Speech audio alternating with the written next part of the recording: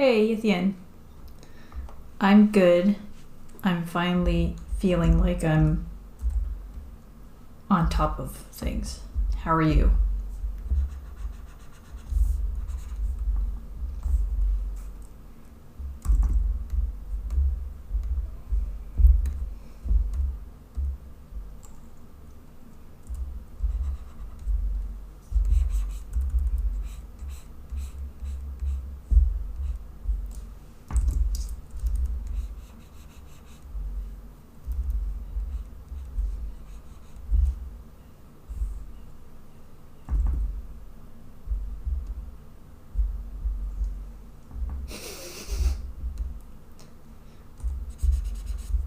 I always feel so guilty when my grandmother calls me and asks "Hey, how's it going? What's going on with you?" And I'm kind of like, just work stuff, making dinner every day, whatever. Kind of feels like I should have stories to tell her, but sometimes that happens, I guess, where you're just like, nothing new.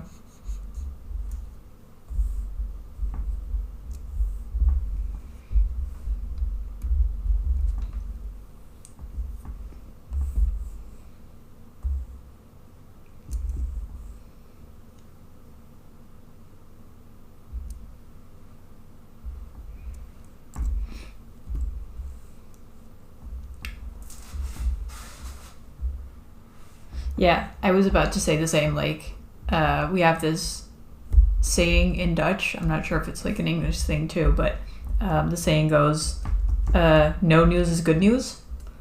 So, not having any news basically means like, oh yeah, everything's going fine. Nothing to complain about. So, I guess that's what's been going on for me too. Just kind of like, I finally kind of like got on top of my to-do list. I finally,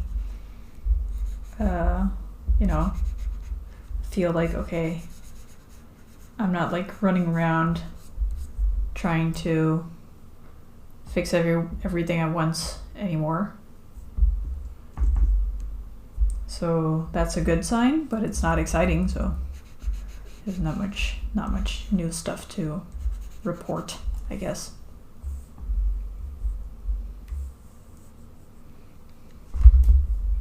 Oh, I did you said last week like, hey, you seemed interested in like the commission giveaway thing. And I launched that. Oh yeah, it's up on the overlay as well. So if you want to enter the giveaway, then don't forget to sign up for that stuff.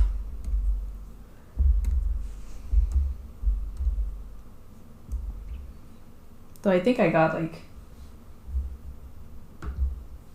35 subscribers or something from that in not even 24 hours, so almost 40 now. Nice.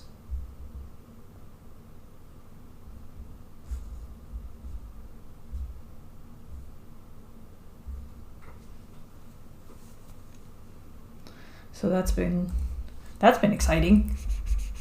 Exciting enough.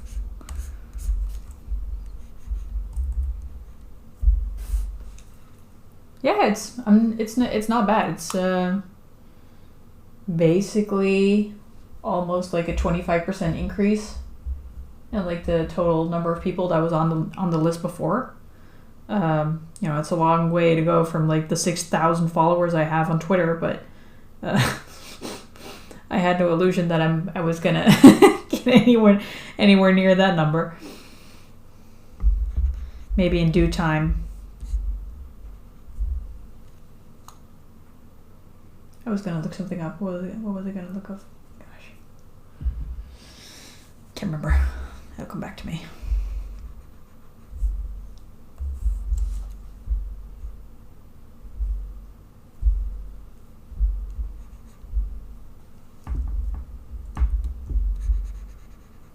Oh yeah, that's what I was gonna look up. I just saw like a news article that Twitter is not paying their rent for like Twitter HQ. So I'm kind of like, where are the servers?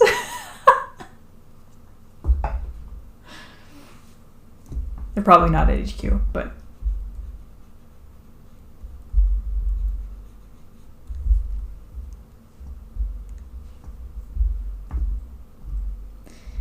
it makes me glad that I started the newsletter thing yesterday, because I'm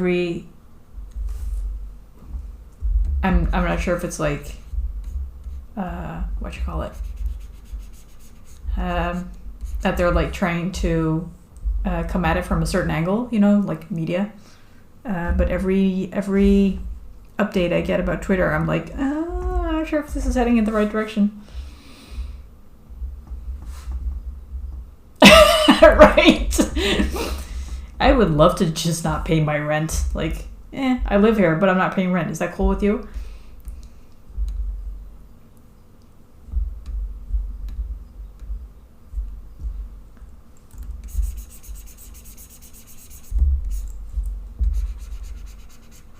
So yeah, let's see what happens. Like, it'll probably, blow over in the sense that they're going to be like, well, we resolved it, or it was just like a technicality or whatever. But obviously, like, the only PR department that Twitter has nowadays is Elon Musk himself and his Twitter account.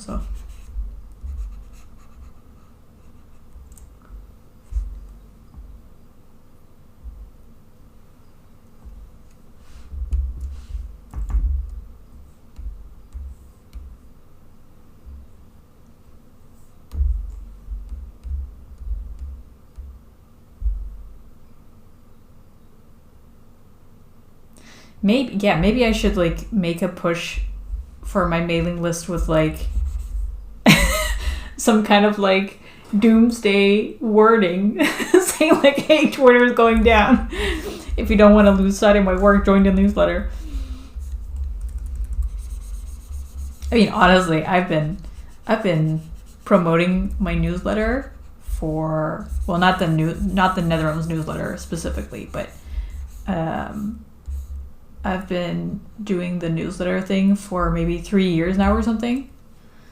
So it's been a constant struggle, a constant push, I guess I should call it, for people to like join the mailing list, just to like stay updated and not be subject to the whims of algorithms. Because once I started noticing, like, I mean, that was like years ago, but once I started noticing that I would just not get updates from the people that I really wanted updates from, that pissed me off.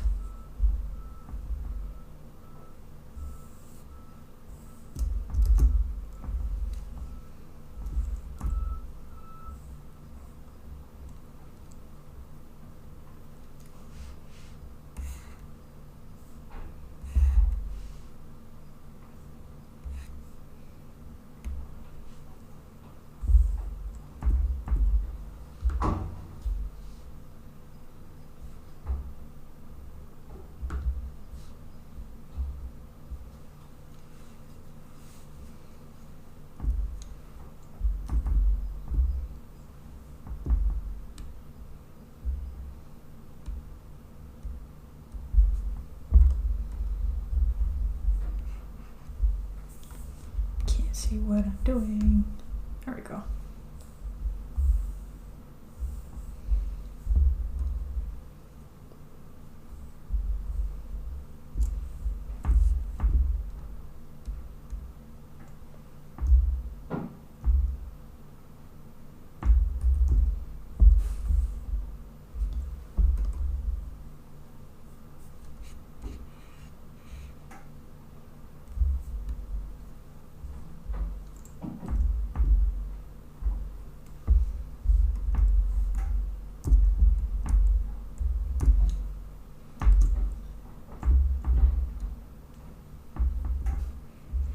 was scripting the next scene, and I'm happy to say that it's only, I think, 6 pages long or something. So it should be less of a,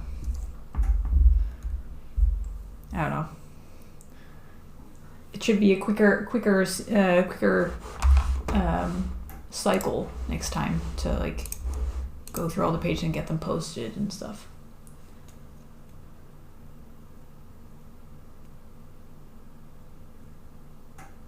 Yeah, exactly. I feel like email, like I don't, I get that social media is like, you can't keep up with everything. So I agree with, like, with companies when they say like, listen, we want to give you a chronological timeline, but you're not going to see everything anyway if you follow too many people. Like, I agree. I don't see my whole timeline either, but I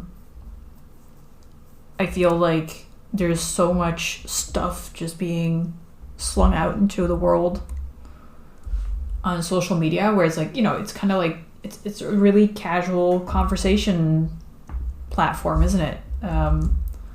So you just like say like, hey, I just had pancakes and they were delicious or whatever, and you can just put that on social media, but you're not gonna put that on a mailing list. So a lot of the content, I guess, gets like filtered out already, where like the important updates remain, which is great. Of course, then you need to like not make errors like me, because last night I wanted to send out like the update to all my newsletter subscribers, because I'm like asking everyone to kind of like let me know again if they want to like have a chance at the giveaway, because I might just pick a random person from my newsletter, but I'm not even sure if that person would want a commission anyway. So I'm asking people to like sign up again, and I sent it, and like 10 minutes later I'm like, oh no, I used the wrong link, and then I had to resend the whole damn newsletter again 10 minutes later. Would have been nice if there's like an edit button, like, whoops, I will retroactively sneak into your mailbox and update that one link that I forgot. Yeah, I've seen like big companies make that mistake too, so I'm kind of like, whoops, sorry. Here's the email again. I'll try not do it too often, because I do try to like triple check all the stuff, but once I start like, I write a draft, and then once I start copy pasting that, then errors are sometimes made.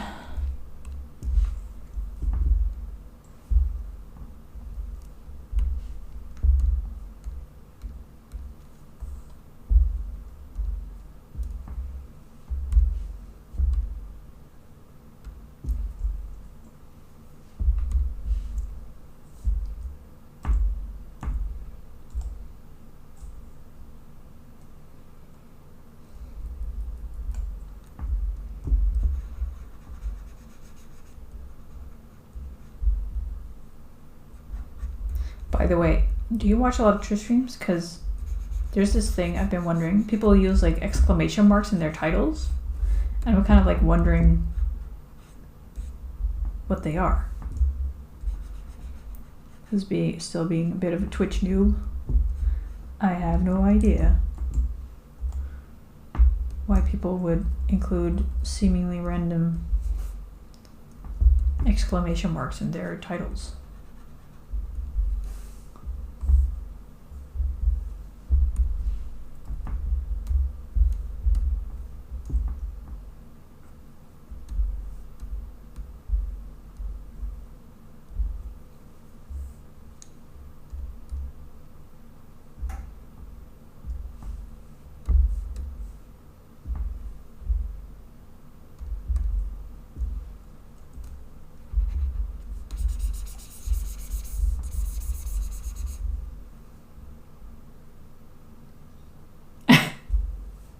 Yeah, but no, it's obviously not punctuation. It's like working on art and then exclamation point or exclamation mark commissions or something.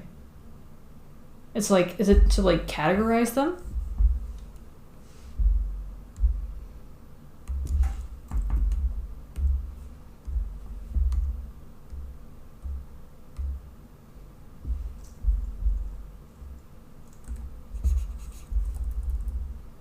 Yeah, okay, so I'm not the only one confused. I guess it's just a Twitter thing.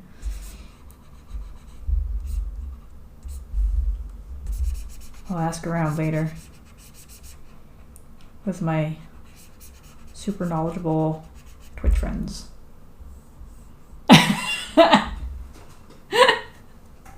We're both blissfully unaware of what what the title means.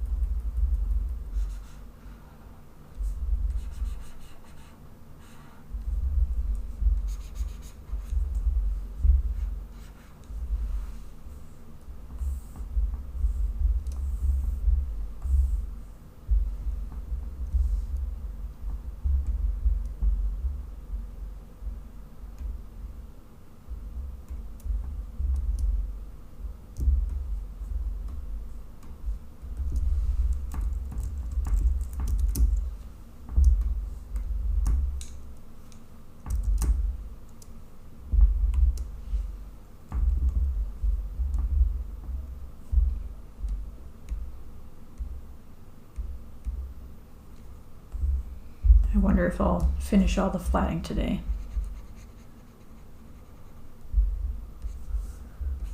Couple more pages to go.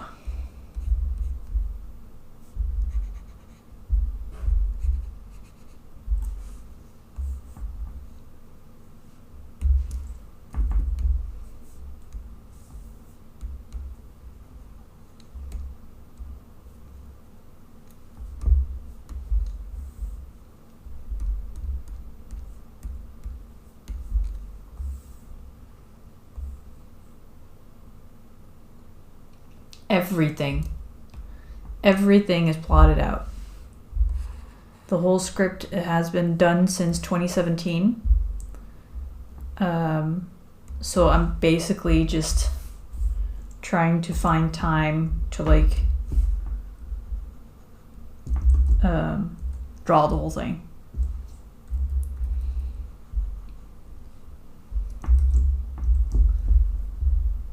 I've been I worked as like an employee until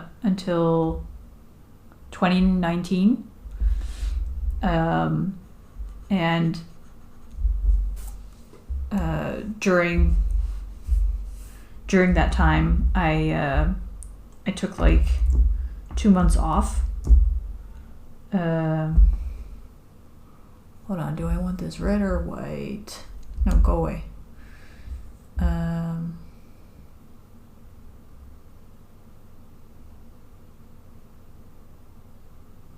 Keep it red. Okay, so I was employed, and so I took 2 months off to like basically write the whole script and get like a good start on Netherrealms, because I was like, it was a really daunting project. Obviously, I've been working on this story since 2012, and I basically, I finished my graduation project, and I was kind of like, what do I want to do next? So, being a storyteller, I guess I decided to just like think of a new story, which ended up being Netherrealms. But yeah, it was like really difficult to like find the time, being an employee, to like actually get a good head start and focus on it for a while. So I took a couple months off, went to a class, the storytelling conference or something, I think it was called, in Rome, which was fun, and I learned a lot about like how to tell the story, how to structure a story, and then finalize, because I think, I took 2 months off. First month was just me like writing the thing, and then in the second month I went out there and like gathered feedback on the story, and then spent probably like another year or something just fine-tuning the story, until eventually I was like, well, I could keep like editing stuff, but it's gonna be finished sometime. So at one point in 2017 I just went like, well, this is gonna be it, any flaws, they're just gonna be in there, and it's gonna be an imperfect piece of work, and I gotta start making some headway. So that's when I started doing like concept art and stuff for everything. Not that that's all done. Like I never really got around to finishing all that concept art, but I guess I realized I enjoy working on the concept art like just before I start the scene, just to like not work on one stage of the comic for too long. Like, for example, I noticed with these, because this scene is 11 pages, 12 pages, I think. 11? 12? Yeah, 12. And I really noticed like working on them, just like sketching everything, then inking everything, then flattening everything, it becomes a bit of a slog for me. So if I have a long scene like this again, I think I would divide them up in like 5. Maybe do like the storyboarding for the whole scene, so I know all the elements that I would need to like concept out, but then work on them 5 pages at a time or something, because that seems more manageable for like my attention span. And the same goes with like doing any concept art, like doing concept art for everything. It's kind of like, I guess you also want stuff to crystallize while you're working on something, right? Because if you've done concept art for something and you're only drawing it, I don't know, 10 years later, then your views on what that should be might have changed already. So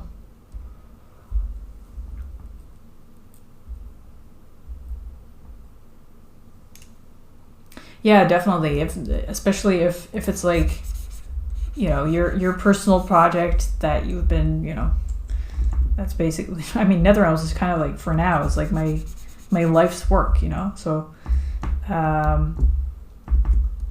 especially with these kinds of things, you kind of want to make it perfect, but then the other hand, I kind of felt like I wanted to like tell the story. So I guess I am happy enough to just let my perfectionism go, and accept it with like its faults, even if people might criticize me, or not me, but like the story, and just get that story out there, because I do think it's a fun story to be told, I guess. And it might be important for some people. I don't know, it's important to me anyway. But I guess there could be a message there for some people.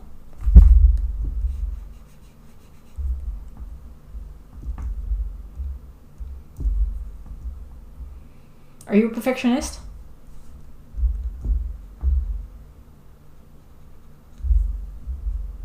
I mean, I'm guessing the answer is yes, but...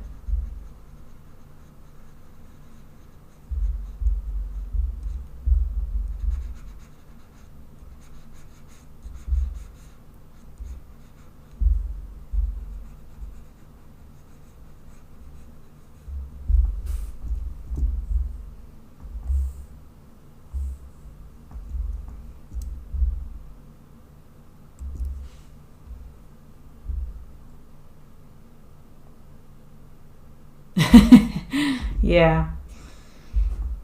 I don't think that ever goes away. Because the way I always had it explained to me is it's because your taste levels generally are more developed than your skill level. So what happened here? Hold on. Okay. Sorry. Yeah, if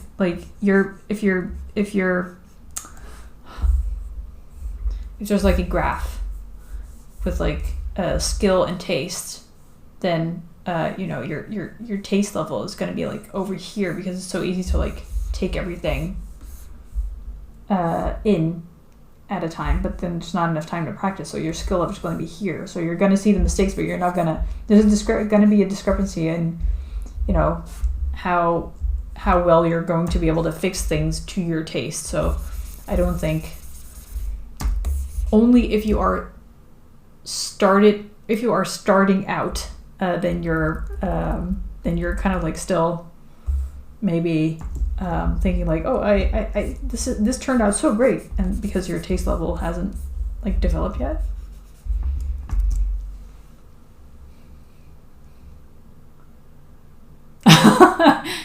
Three different times. Well, okay, let me put it like that. You're definitely more patient than I am. I don't think I would have it in me to repaint something 3 times. At least not within the time span of a couple of years.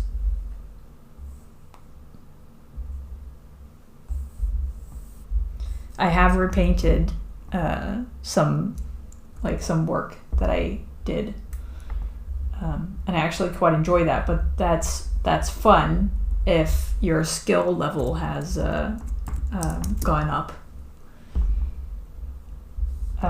So you'll be able to do better,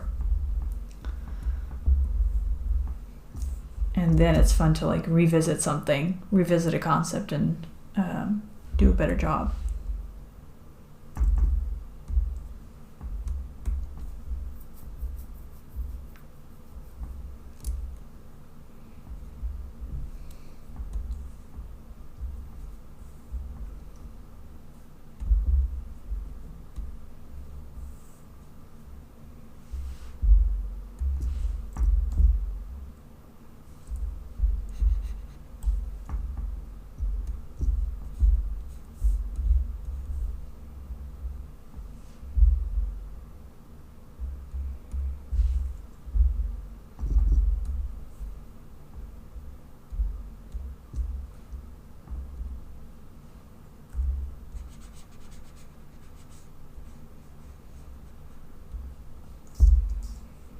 I've definitely learned to be less perfectionistic, though.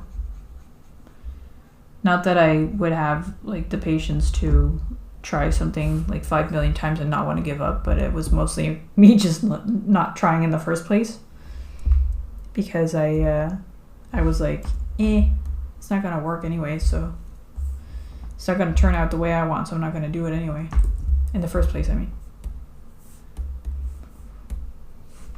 that's the way perfectionism stood in my way, I guess. I think oftentimes we think of perfectionists as people who keep working on the thing for too long, but a lot of people don't start working on the thing at all because they're too perfectionistic about the result. Yeah, exactly.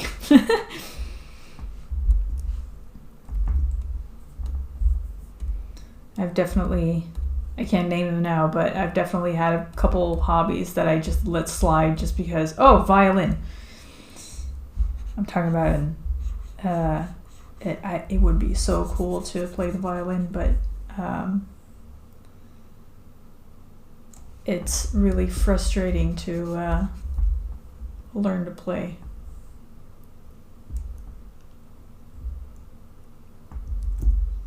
Yeah, I can't imagine. How long have you been painting minis for? When did you take the leap?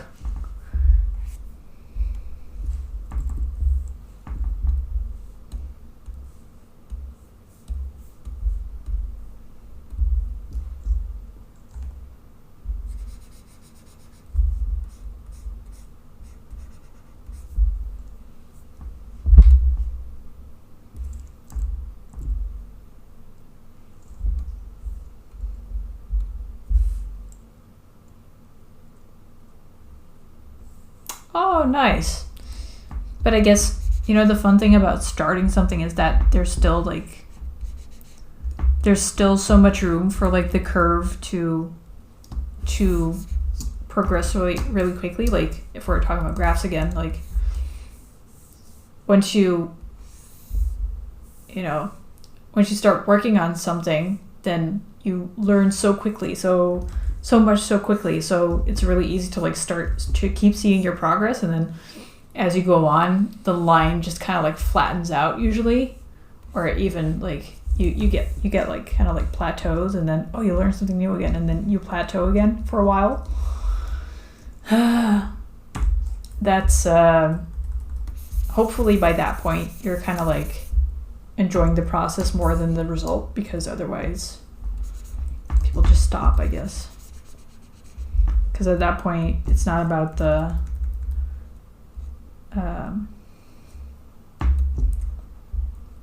the result anymore, or like seeing better results than last time, because you likely won't. But that's cool. Like if you're a year in, then you're probably, because I've seen some people who get really good really fast, but then you're probably still in that skill jump phase, which is an exciting time.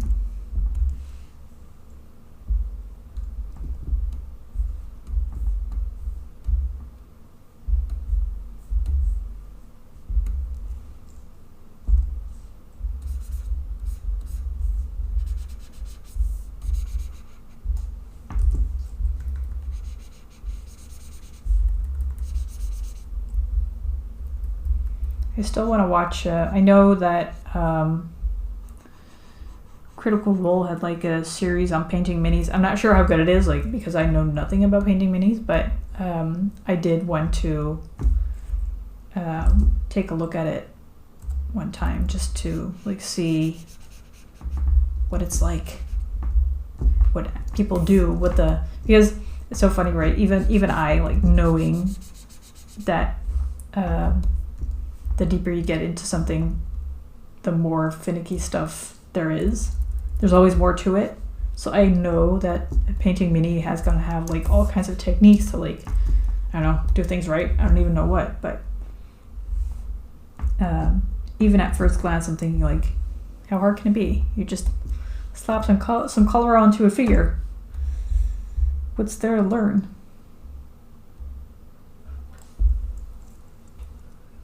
Yeah, I'd look it up. I think they probably have it like categorized somewhere, but yeah, Critical Role, YouTube, and then it's with Will something, I think.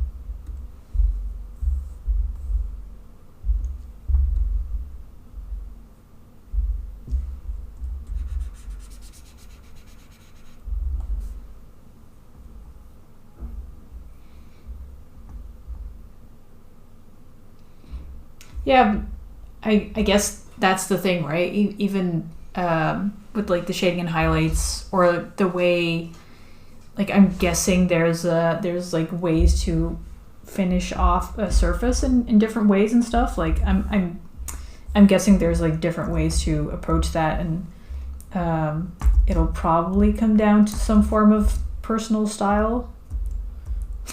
It's like, why do his hands look naked? But that's because they're supposed to be black. So yeah, I'm and brush control, like anytime I try to, I mean, inking is probably going to help that, but I do think I still have a lot to learn about like brush control. I can never, whenever I'm like just painting something, you know, like a wall or and like have to do the edges, and you're like stubborn, you don't want to do the tape before actually painting, so you're gonna freehand it. The amount of paint I have gotten on ceilings when I wasn't intending it to be there to be any on the ceiling. Yeah, I definitely think I can still work on my brush control.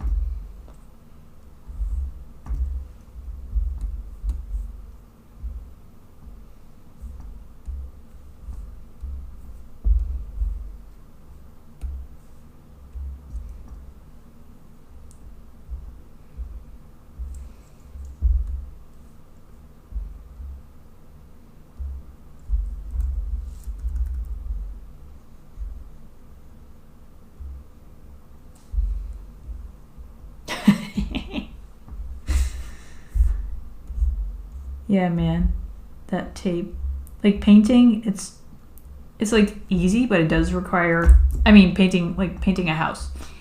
I feel like it's easy enough that you could do it yourself, but it does take a lot of patience. And like doing the painting itself is pretty quick, but setting up the whole thing beforehand does take ages.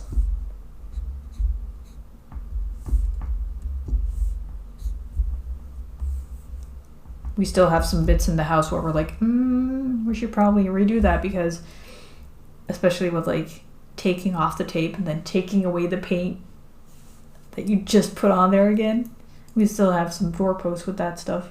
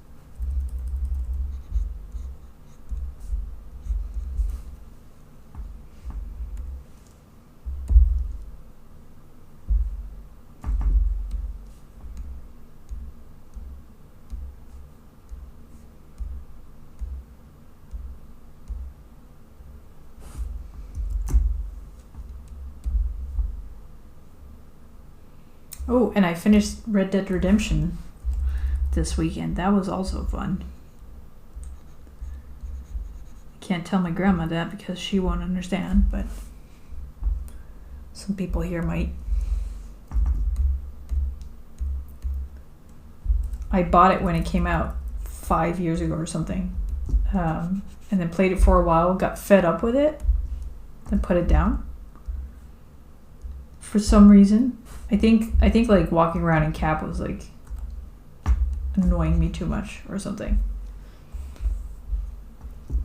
But now I picked it up again, and after 4 years, and I finished it in one go.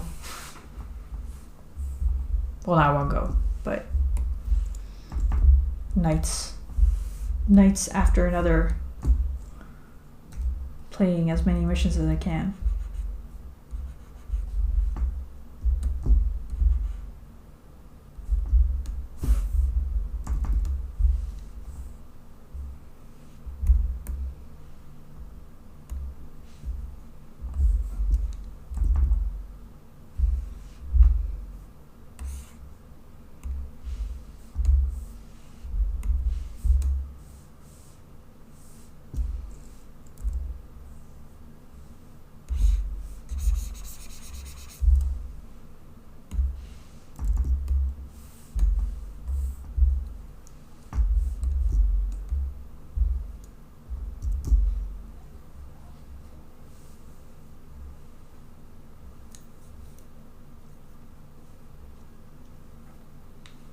Yeah, definitely. It's kind of like redoing like an art piece that you didn't like before or something. I think it was also, let me be honest, like I think it was also like due to some updates. I think they added like fast travel in Red Dead when I came back to it, which I think helped a lot. But yeah, it definitely felt like a different experience. Hey, Sleepytron, how's it going?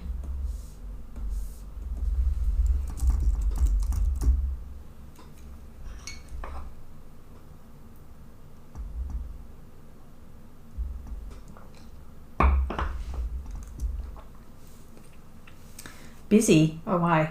I hope not too busy. I've been, actually, I was pretty tired the past couple of weeks, but I finally feel like I'm kind of like getting on top of things again. So, I launched my giveaway. I got all my scheduling stuff sorted, kind of. So I feel like I have a lot more space in my head, I guess.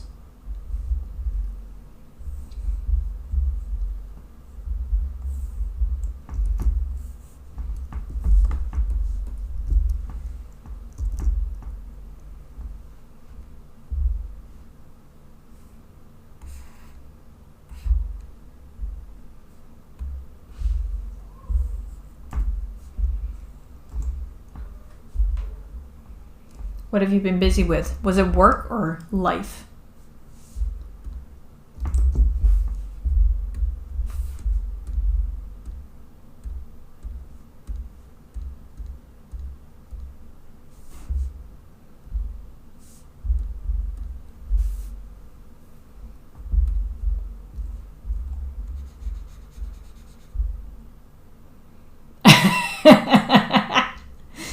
Oh, you're one of those types.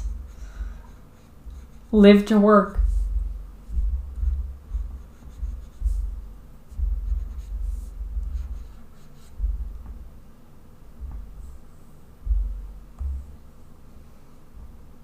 It's kind of funny. January really seems to like swing two ways. Either it's a pretty quiet time for people to like, okay, all the festivities are over. We've had enough family for a while, so we don't need to see them for a while. And then people still coming back from vacation or something on work. Or it's like, okay, New Year has started. Let's go, people. And then everything just gets super busy.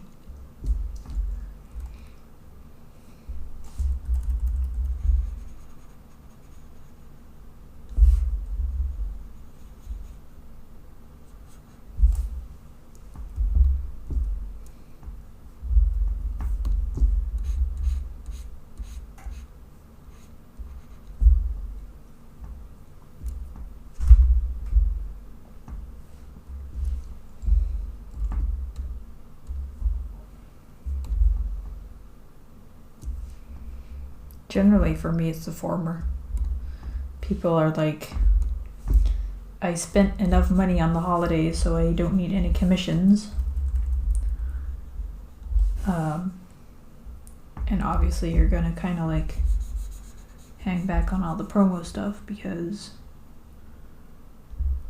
no one buys from web shops in January. So January is kind of usually me just like prepping everything for the year.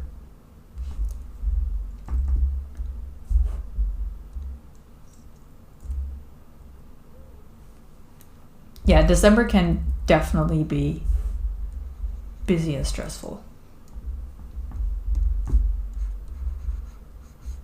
I mean, fun. At least I think it's fun, but definitely stressful too. Cause you get like, I'm an introvert in the sense that I do really need time to myself to like recoup my energy. I enjoy spending time with people, but I can't do it all the time because then I'm running on empty after a while. And you don't get a lot of time for that in December, along with like all the usual stuff.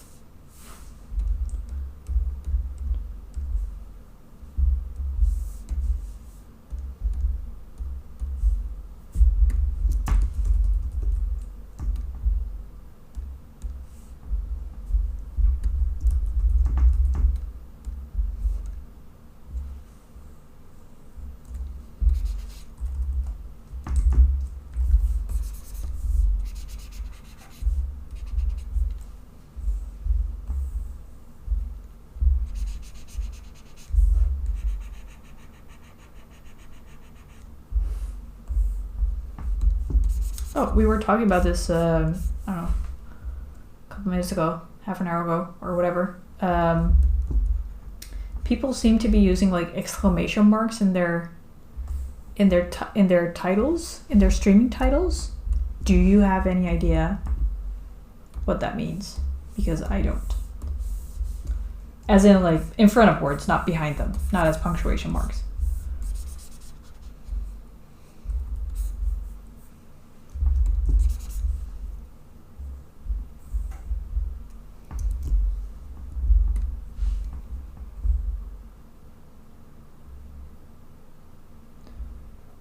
A command from a title. Oh. Oh.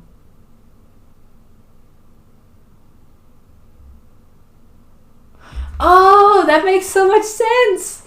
Right. So you can put in the title and then I don't, yeah, like stream it. Oh, if I did that, I wouldn't have to put like all this stuff in my screen.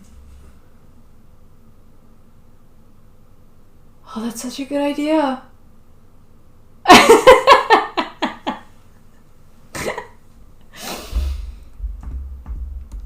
Okay. Well, I guess I'm doing that for next stream. Because that has the added perk of like actually giving a clickable link probably. So maybe I'll like, how long has it been since my break? Oh yeah. Maybe I'll just take a break soon and then maybe like really quickly set that up.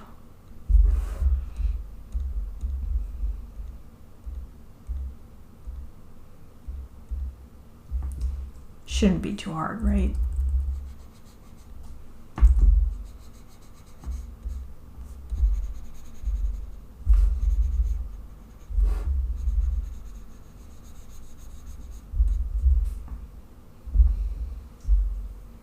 Well, thank you for clearing that up. That it makes so much sense.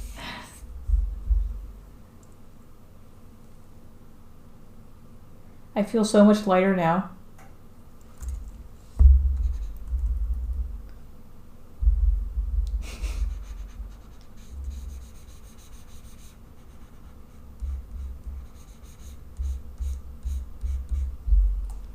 Slowly but steadily, with everyone's help, I will get a hang of this Twitter thing.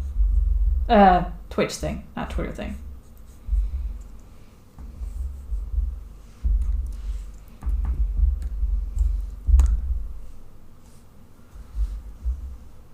I personally think Twitter won't be here for much longer anymore, but that's just my speculation.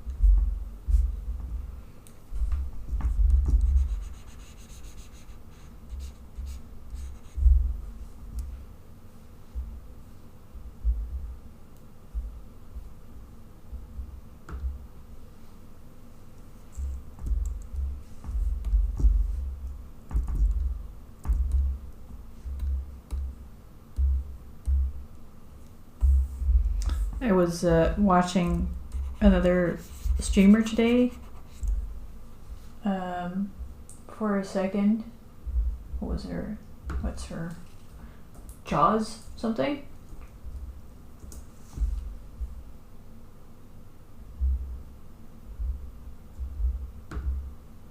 Jawsome. Yeah, Jawsome. Thank you. And what was it? Oh yeah, so she has this overlay, right? Where in the bottom she has like a chat window, and at the bottom it says ... is typing, and for a second I was like, oh my god, she got something that tells her if somebody's typing or not. But it turns out that it's like only part of the overlay. I was so disappointed because I was like, oh, finally a solution apparently to my problem, the bane of my Twitch existence, exists, but it doesn't.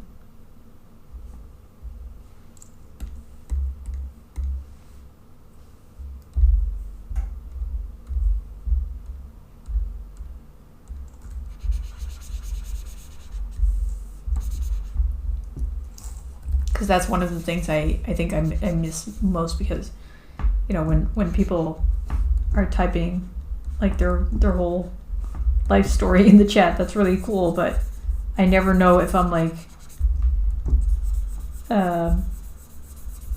basically talking to myself because there's no one who's like responding in chat, or if people are just typing.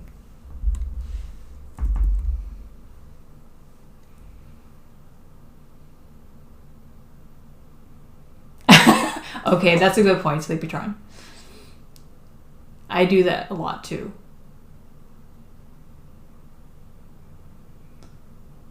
Still, I don't know.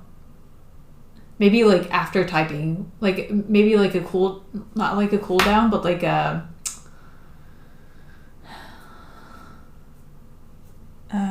what would you call it? I want to say benchmark. Like you have to be typing for like, I don't know, 3 seconds or something before it says Sleepytron is typing. Then you can kind of like say haha and then be like, oh no, I don't want to type this. Sometimes I'm like staring at the chat for like a minute, being like, is somebody typing? Is somebody going to respond to my question, or should I just move on with my day?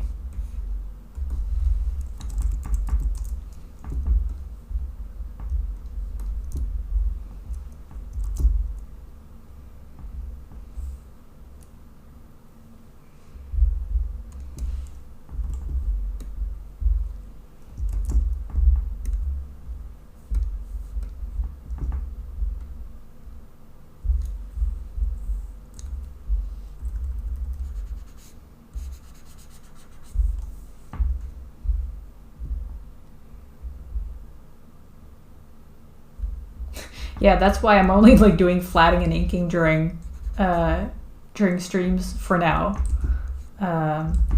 because like even when inking, I just kind of like have to stop what I'm saying just because I want to focus on like drawing a line. So it does, you know, I do not have enough brain power to be like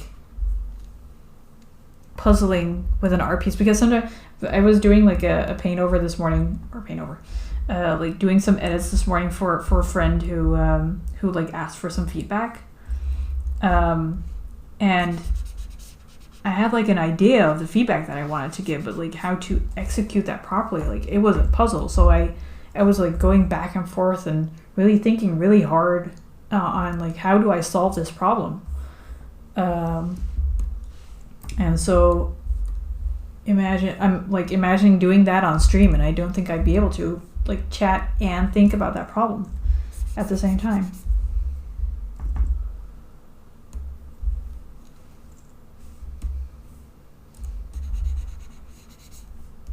I have been thinking about, because the like after these pages are like flatted, I need to like still sketch up the new pages before I can like start streaming them. So there's going to be a gap, and I've been kind of like wondering if I just want to go like radio silent for a while, or if I want to like do something else. So it does seem kind of fun to do some illustration or something on stream. I just need to think of something that's like simple enough for me to actually be able to do it and still chat, because, you know, if I'm not chatting, then I might as well just do it on my own, you know what I mean?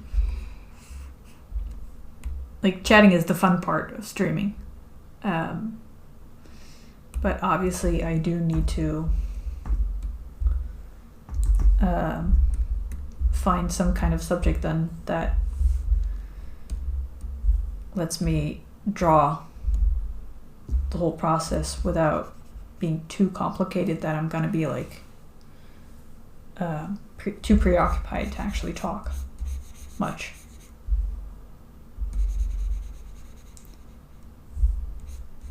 Honestly, because I think you're in Christopher's stream a lot. Did I remember that right? I have a lot of admiration for people who do like their whole process on stream.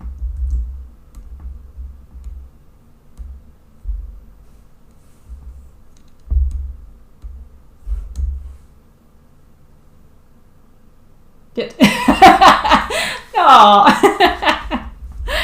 Poor Christopher. Does he talk a lot? Like I haven't seen his streams. So, but does he talk a lot on stream? Oh yeah. Okay.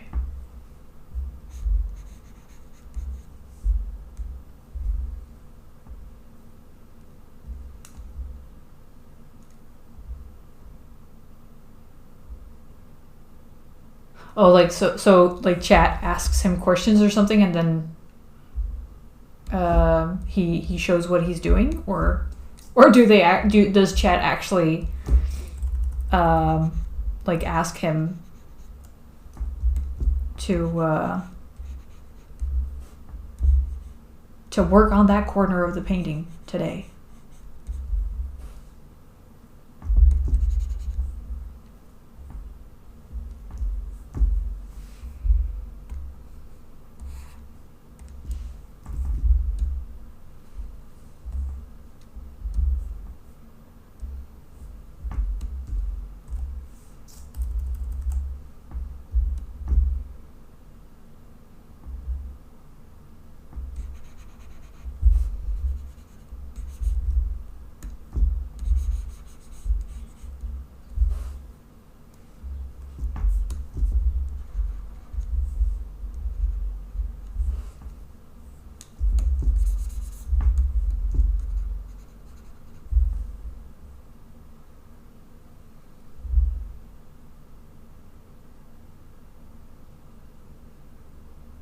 Hmm.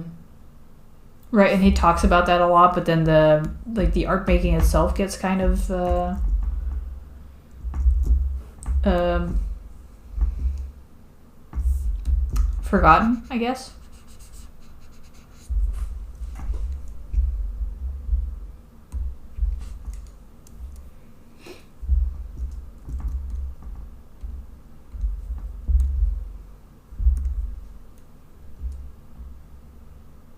Yeah, okay, I get that. I also get like getting excited over that those types of conversations. Like, I love giving people feedback, and like I would love to mentor someone. I just, need to be able to make time for it.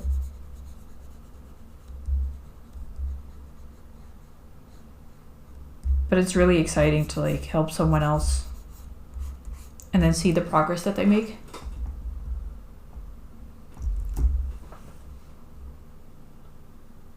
I haven't known with this dude's arm. Glad I'm not the only one.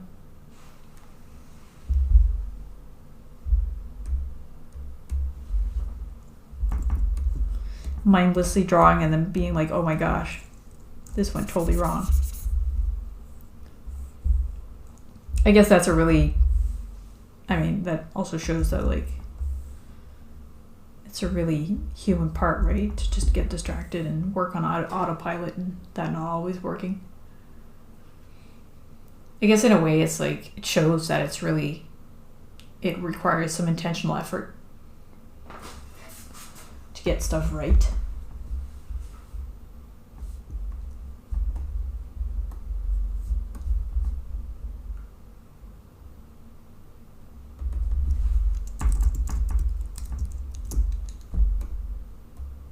Oh no.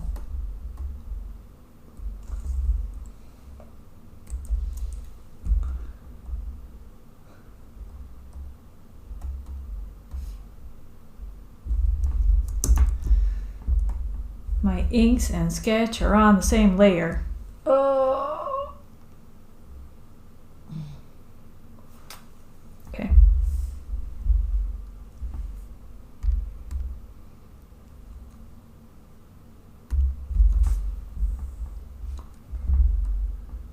Guess I'm selecting.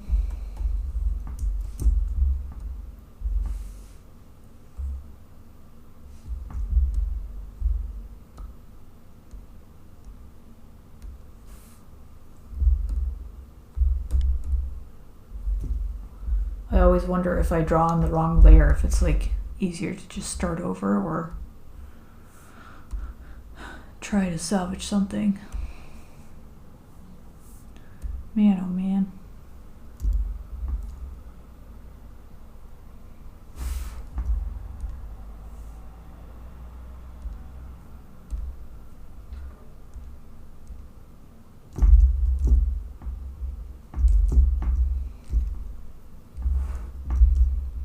People have tricks for it though, like if you're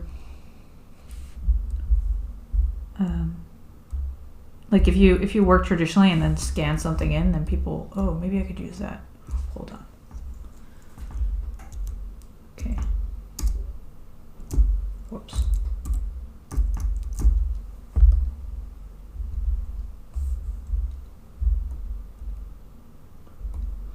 Yes, this is also a very human part of art. Drawing on the wrong layer. Levels.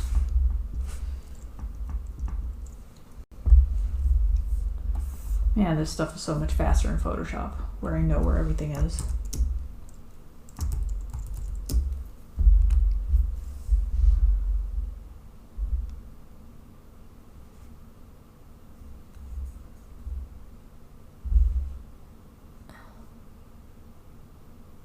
Come on, Levels, where are you?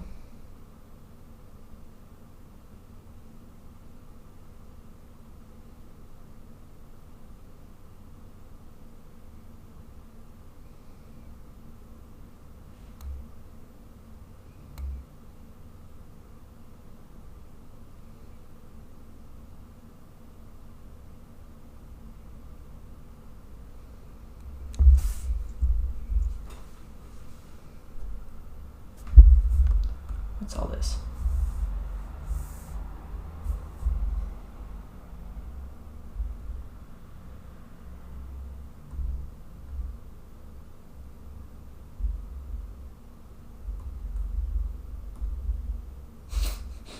There's always a question of like, how time efficient is it to just sit here and go through the whole UI to search for a thing? And at what point do you go to just Google Levels Clip Studio?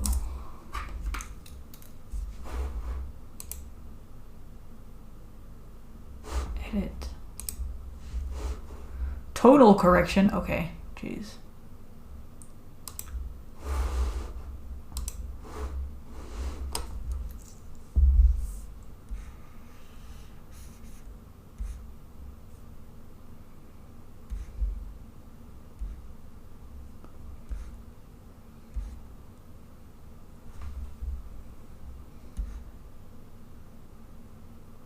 Oh, that's too far. Oh.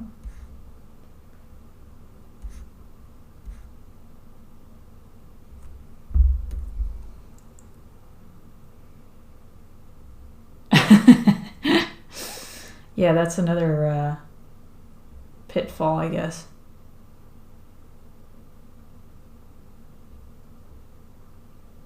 I have the same though. I have to think. I have to look something up like 5 times or something, and then I'll remember where it is. But with this tonal correction, I would have never guessed. Well, select color. Clip.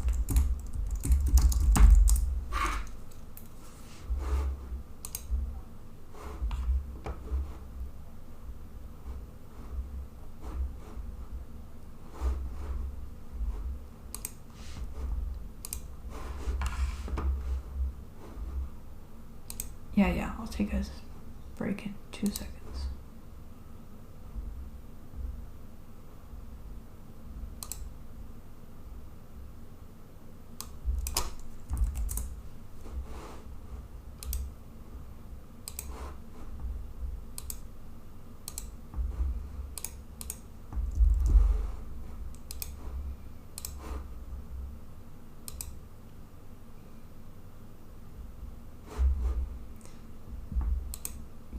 Yeah, let's see what that does.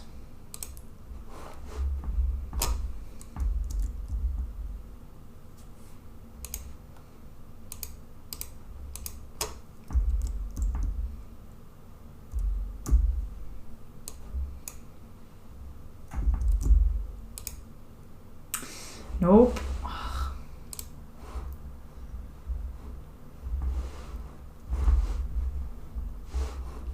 Okay. I can't concentrate because I have to go to the bathroom, so I'll go take a break. I'll put on a thingamajigger, an ad to like take away the pre-rolls, and then I'll be back in a couple minutes.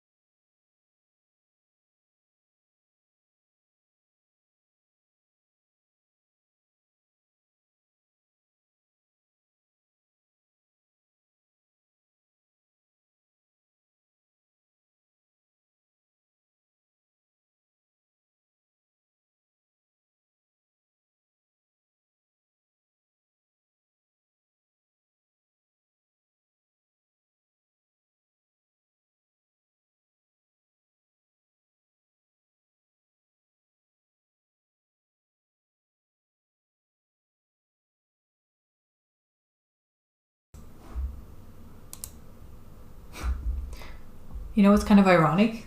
I've been saying like, oh, I kind of feel, I finally feel on top of stuff again. And then I put up the starting soon thing instead of the BRB thing, and I find out that I've been inking on the wrong layer.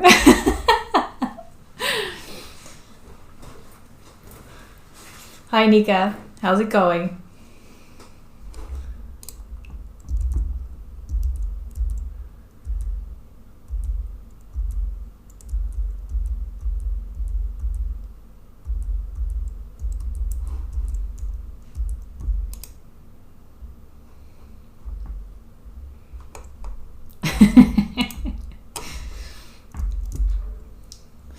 Yeah, thankfully it's a human error thing that I'm hopefully not I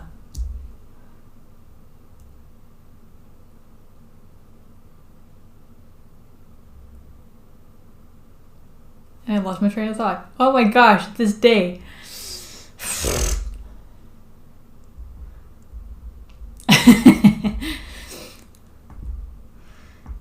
I guess I don't know. I guess I'm glad it's recognizable, guys.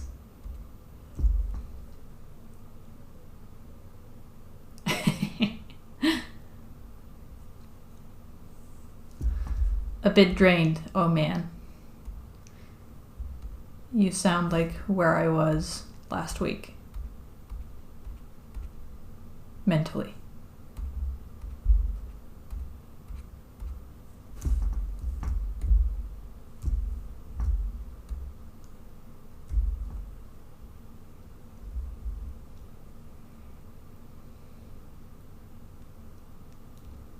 Yeah.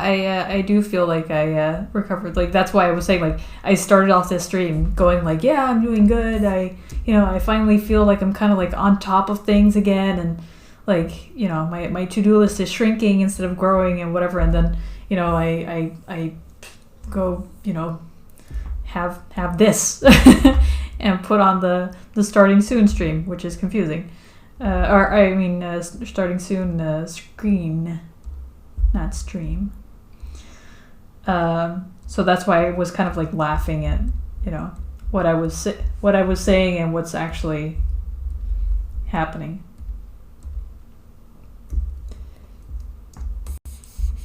And thanks, Yithian. I'm glad I'm doing well enough.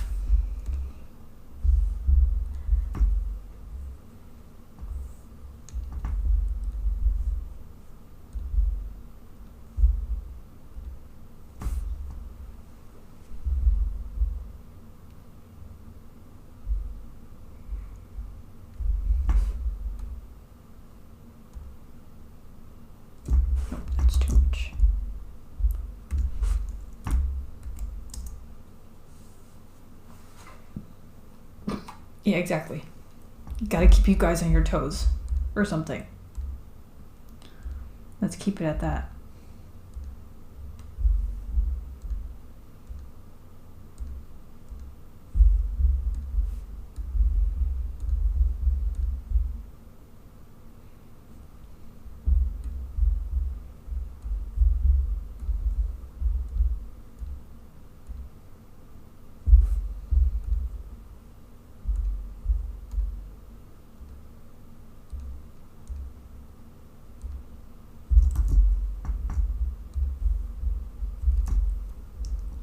So I've been searching for like, because I know that you guys had like some good ideas for things to do while I was like in between pages to stream. But I've been searching through my videos and I can't find it anymore. I think it had something to do with like a character, like a question and answer thing. Am I remembering that right?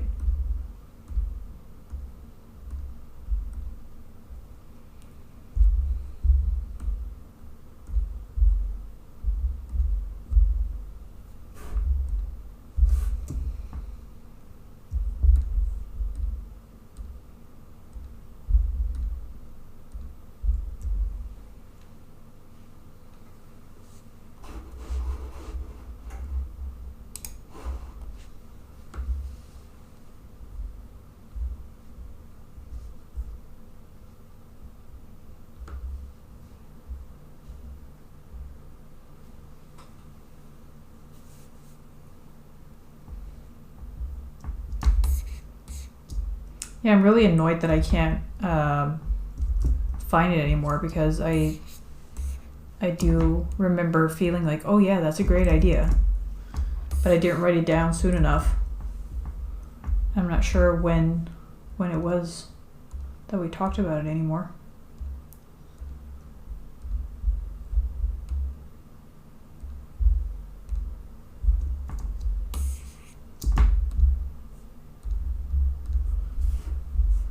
I mean, I'll think of something, but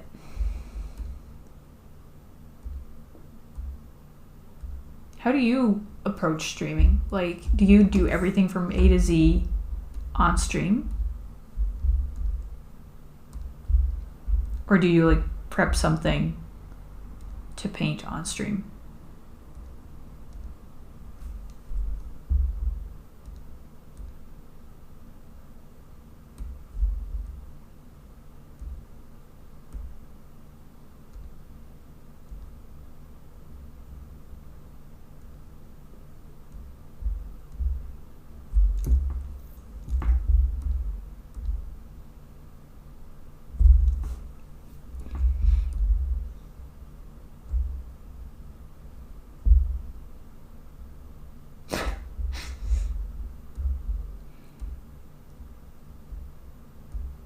Like the rendering part?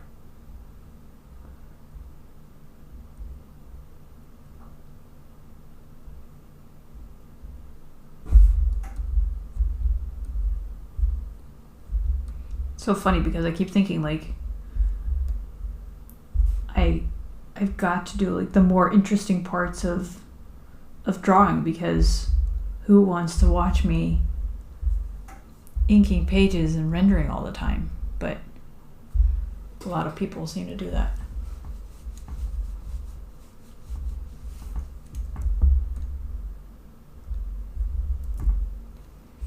Though I guess, like some of you said before, it's also just kind of like chill to like hang out. So I guess at that point it matters less what exactly an artist is working on. Oh.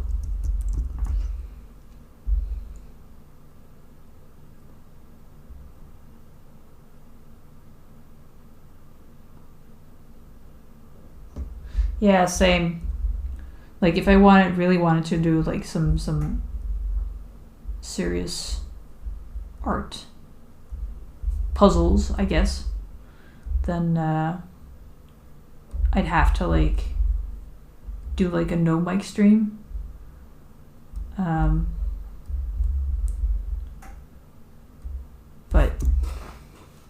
that kind of defeats the purpose.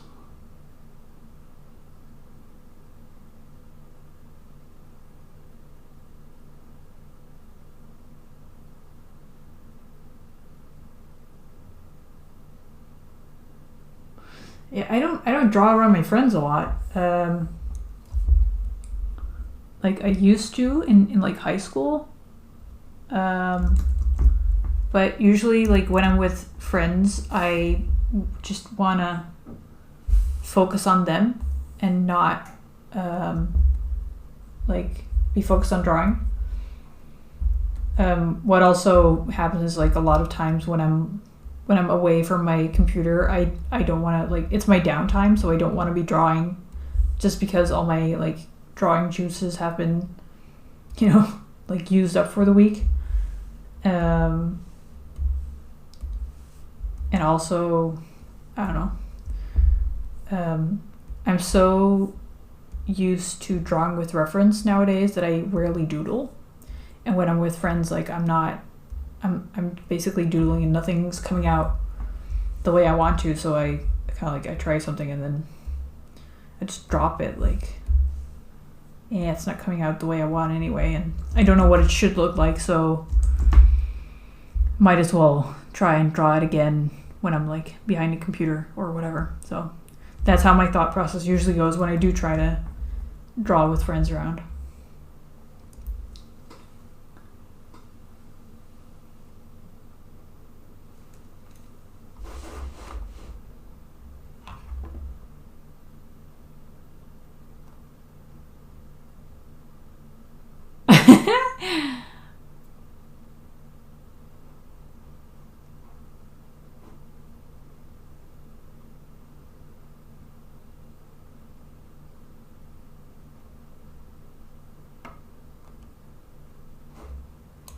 I mean, I get that people can get like entranced just watching a process, I guess. That makes a lot of sense, but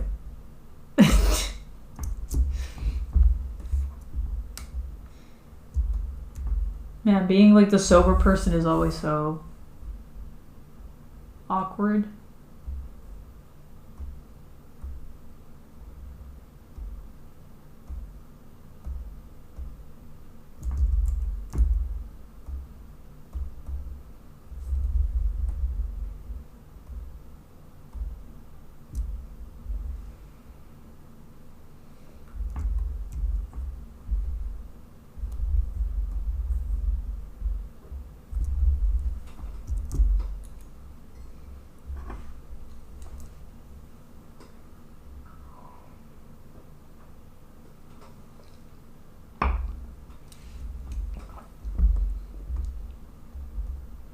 Oh, there we go.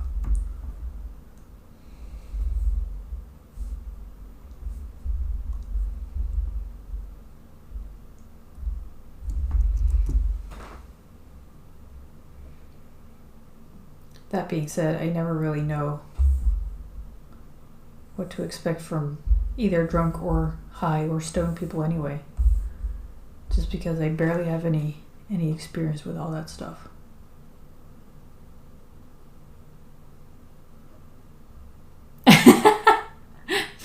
Oh, that's a nice perk.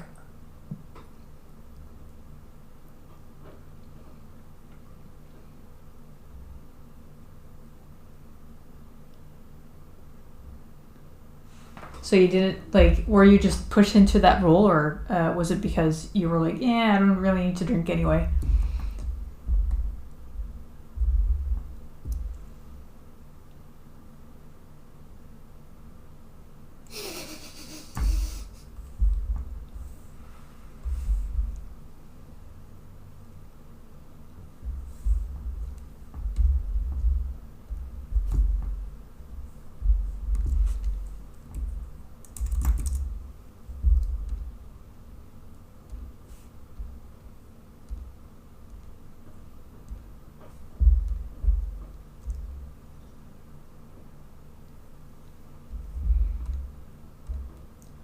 Kudos for like going along with it all, though, even with like being sober. I've done a few of those as well, and it was fun, but I wouldn't do it on like a weekly basis, I guess.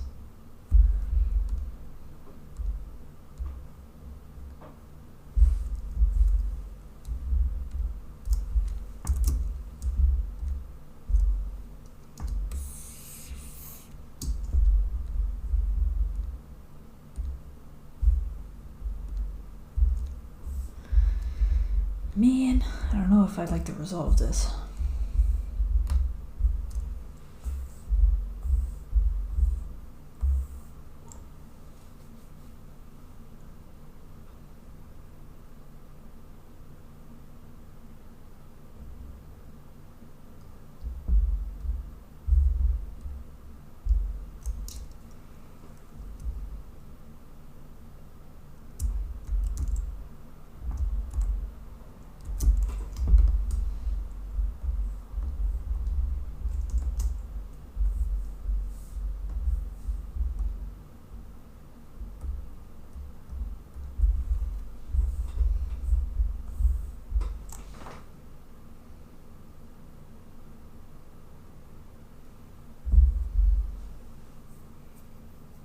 Yeah, it doesn't look too different, I guess.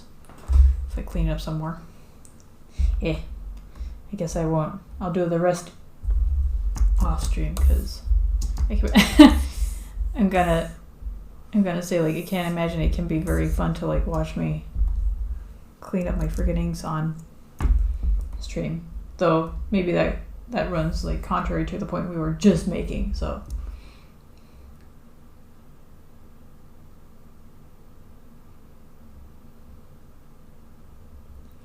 I mean, anyone with a car that's in a group of friends with no car is always, of course, the designated driver.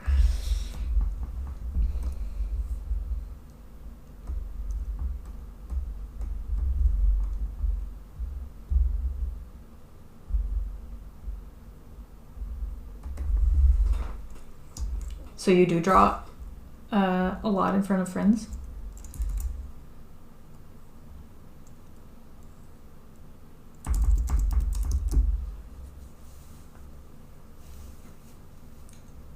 I mean, I remember like going on this one vacation when we were like 16. And I didn't like going out anyway, just because like I got tired at like, I don't know, 1 a.m. or something, and that was like the point where everybody still wanted to, that was the point where everybody started to like get ready to go into town. So I went along, I think, all the times, because I didn't want to be like left out, because we were there with like, I think 8 girls or something, in like a vacation rental home. But we were like in a club, and there's not really much room to sit to the side and draw at that point.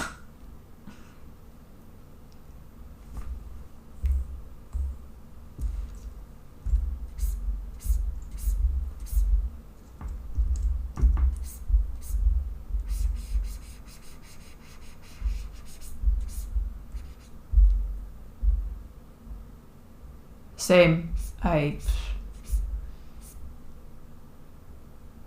I like dancing when I'm like all alone and no one can see me, and it's like a rare occurrence where I like put on a song that's just right or something. But dancing in front of others with no choreography or whatever, and then it's late, you're tired, and then the next morning you feel like shit anyway.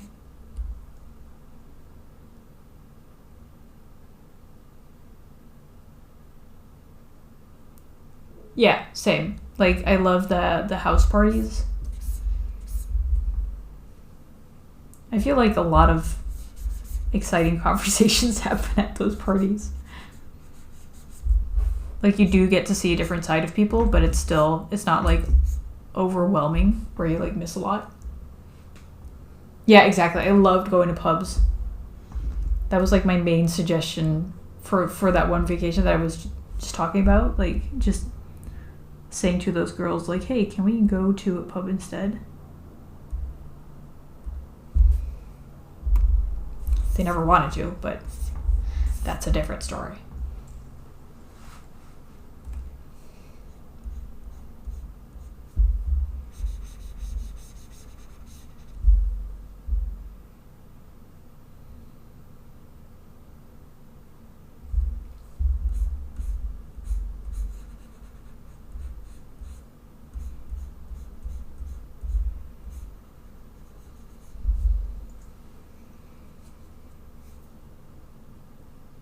Yeah, exactly. I have the exact same thing.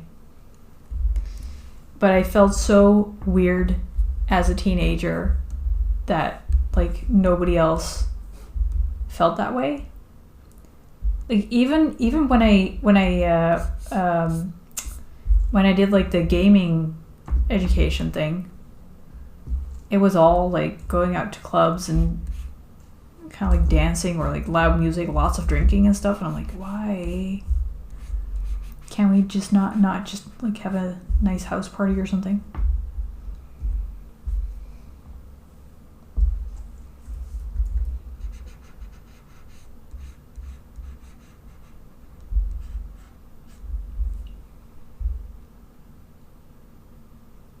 Yeah, exactly. Other people don't know what's good. We'll just make our own parties. So, Sleepytron, Yithian, we're like, Anika and I are both in the Netherlands. So if you could like fly over next week, then that will be great. So we can like have our house party.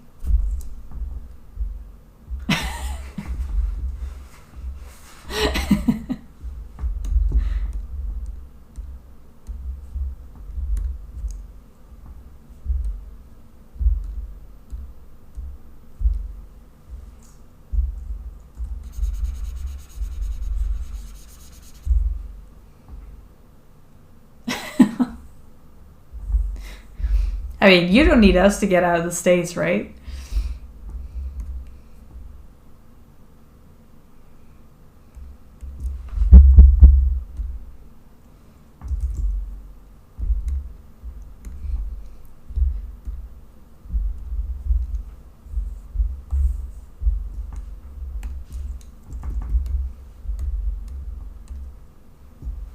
That's actually different from. I was surprised when a family member of ours, they needed like a formal invitation letter to like come visit the Netherlands to like be able to get a visa. So they were sure that they were like staying with friends or family members. And I was like, what? Can you imagine just not being able to travel somewhere without like a formal invitation? Though I think that was probably, now that I'm thinking about it, that was probably because they didn't book a hotel because they were staying with us. But still, we've never had to do that going to the States or something.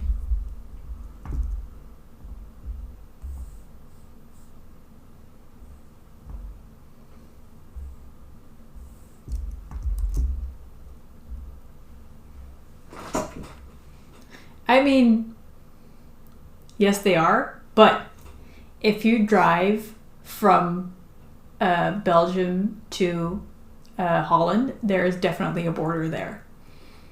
Like once you cross the border from Holland to Belgium, the roads get like different instantly.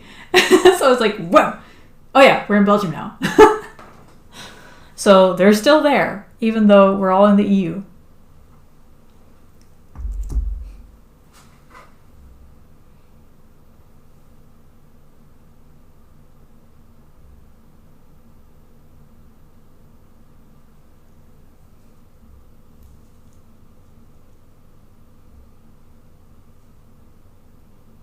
Oh, really? Jeez. Yeah, that seems wild that you have to like prove that you're staying with someone.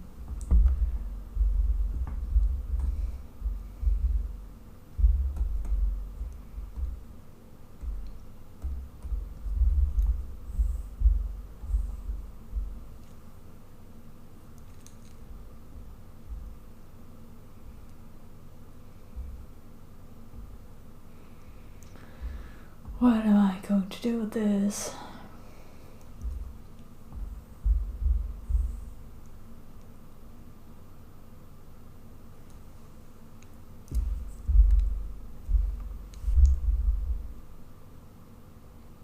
What's a selection pen? I'm just figuring out this program live while you guys are watching me. Oh! That's nice.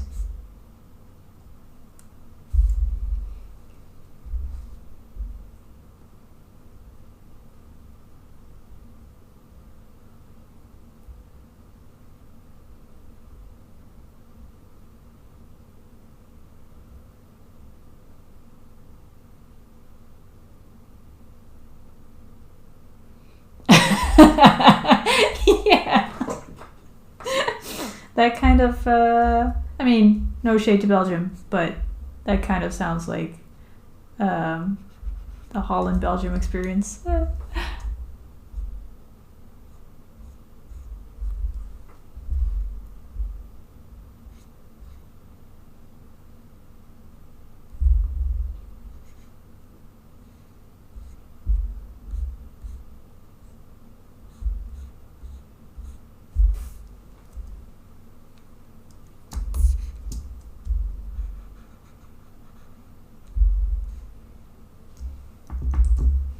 I think we're spoiled anyway with roads, Nika.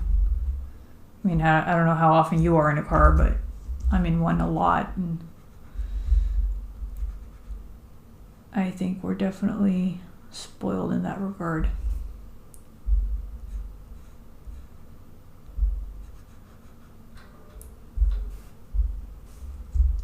I think the UK isn't that great either. I mean, I imagine there's like a lot of, especially if you go like out of London, there's a lot of like country roads or something.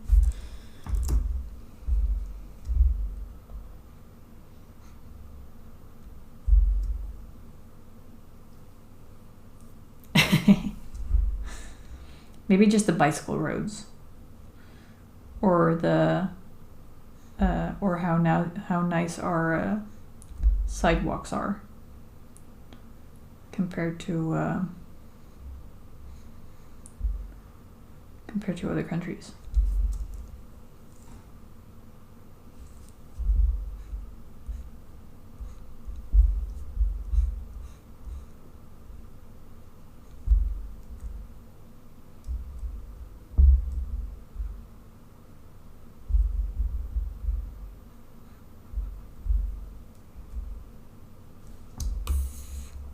Right? Oh my gosh.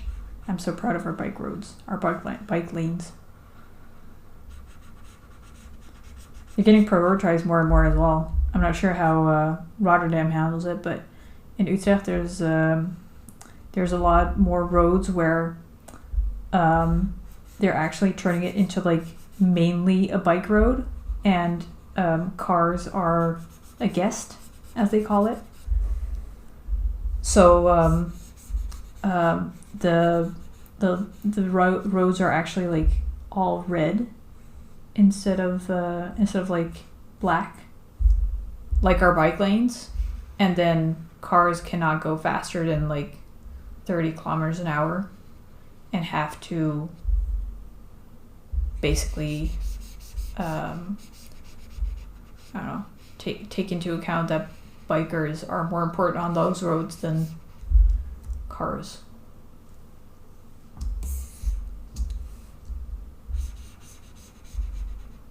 Which is pretty cool. It's a bit stressful to drive through once you're in a car, but because those bikers do tend to take up the whole road. Then you're like, I need to get past this cyclist before the next car comes from the opposite direction. Yeah, you can Google it. It's like, it's called Auto te Gast. I don't know how your Dutch is coming along, but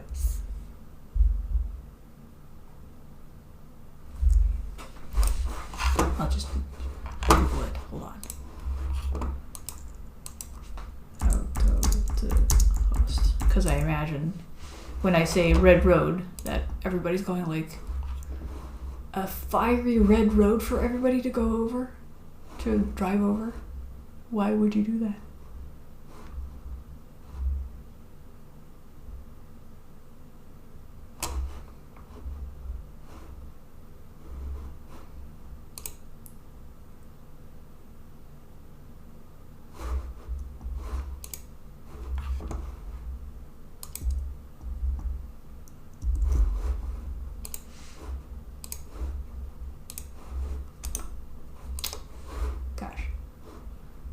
There we go. Here it is. And here it is. Chaos. There we go. So it's really nice. Yeah, basically it's like this is basically any red road. So basically like signals a bike lane. And some roads look like this. So it's mainly bikers, and then cars can be there. Because usually our bike lanes are about this wide. So no car would fit over that. But if they want to really give bikers the right of way, then this kind of happens. Yeah, can you imagine like biking to school or work and then going like over some kind of like lava road?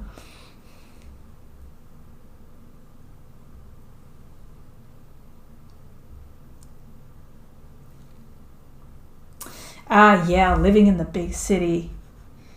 Everything is in walking distance.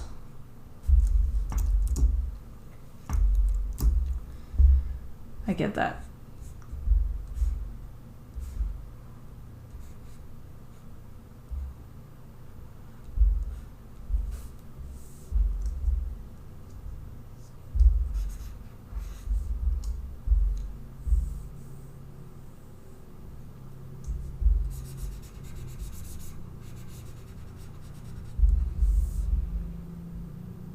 Sorry, I have decided to go for cleaning up the inks anyway. For a second, because it was bugging me.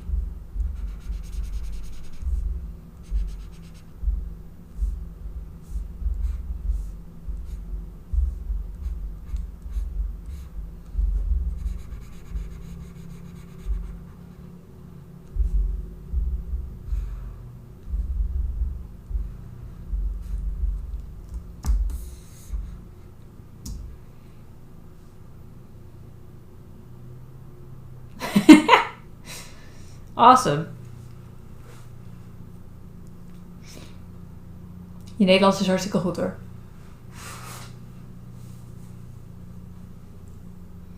I mean, speaking any language is nerve-wracking, isn't it? I mean, like, my French is okay in the sense that, like, if I read, like, a French article or whatever, if I take my time, I can probably kind of make out what it is. But I remember, because I could have kind of, like, translate for my husband, you know, when we were, like, dating for, I don't know, a couple of years, not married yet or whatever. He thought my French was pretty good because I was, like, translating stuff or, you know, talking about speaking French. And then some French people actually came by, like, some French people asked for directions on the street one time, and I became totally flustered, and I was like,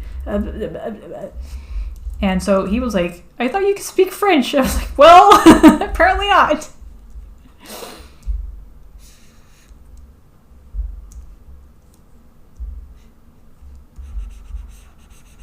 Safe to say, those French people were kind of confused and didn't really know where they were going.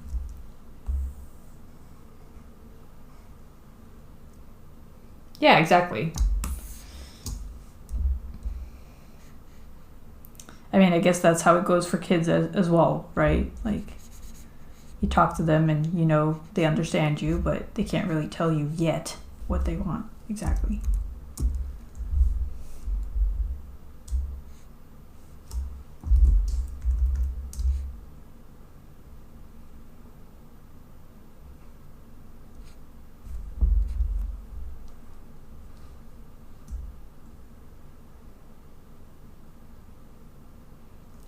Yeah, I mean, yes, it is. I guess I gave my husband the impression that, like, my French was pretty good in the sense that I was actually, like, speaking French with people.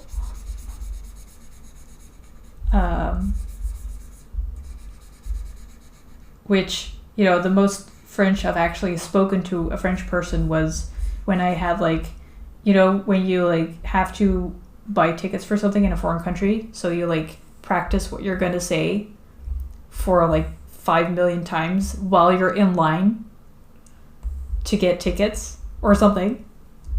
And then you can say, like,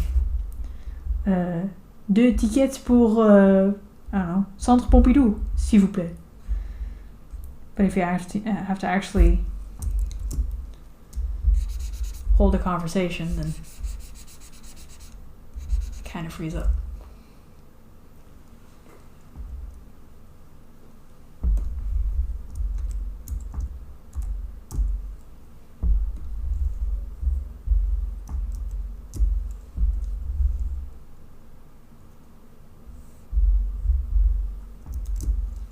Okay, now I'll really do the rest later because that's a lot of fiddling, man.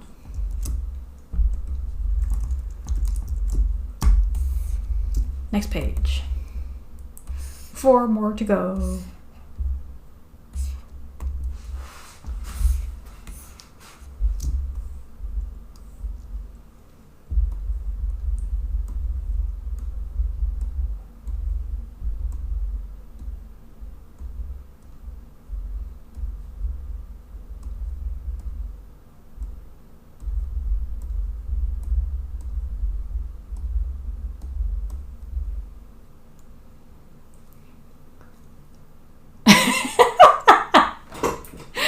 Ik wil graag een glas water. That does sound like one of the most Dutch things to say. just because, just because it's like such a cheap ass thing to ask for.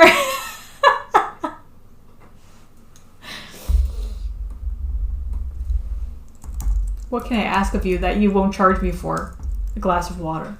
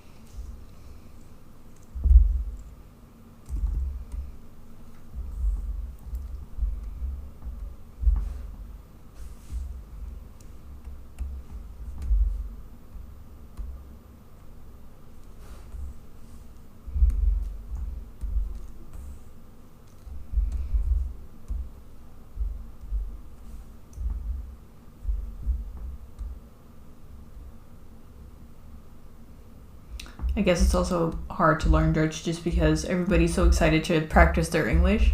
So they almost don't speak Dutch.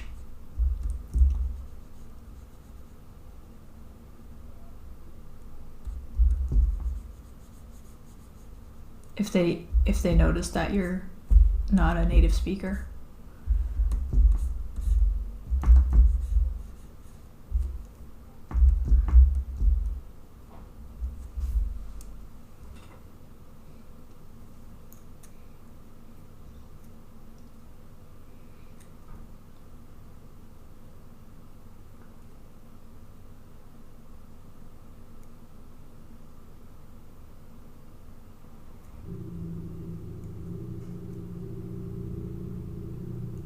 Oh, what? It's a classic question just to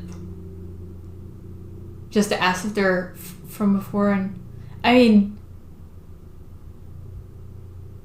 I guess I don't go to the market enough to like actually know if this is a classic question, but I guess it could be.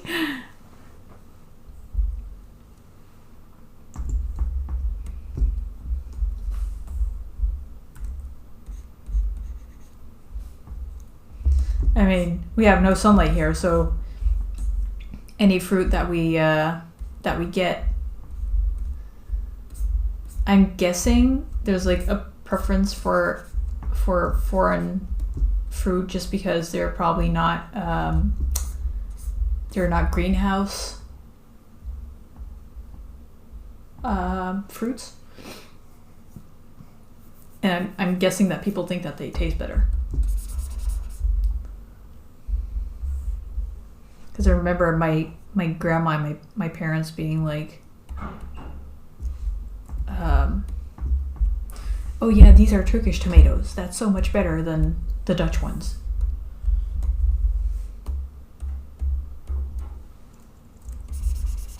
So maybe it is a classic question. How did you think of it though? Was it just like on a list of things that you had to ask?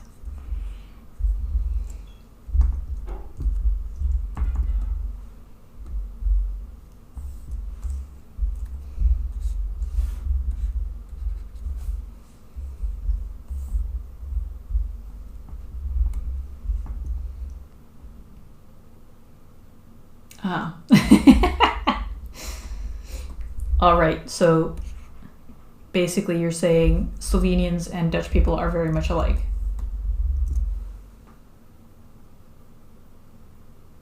Right.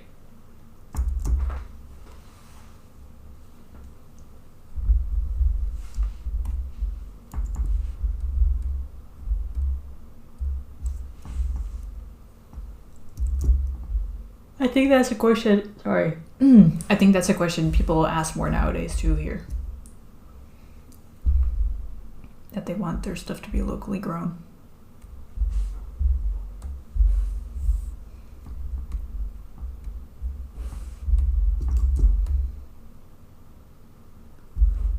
Taste be damned.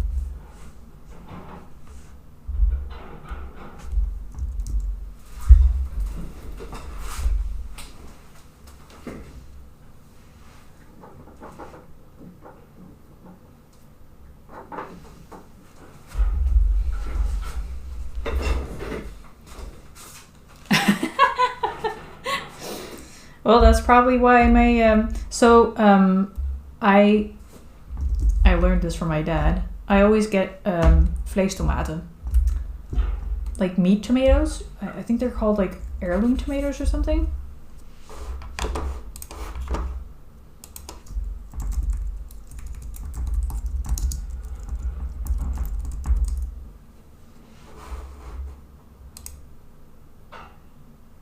Yeah, heirloom tomatoes, I think. Just a supermarket. They're a bit bigger than regular tomatoes, which is usually not a good thing. But they just, I don't know, they just seem to have like a bit more taste to them.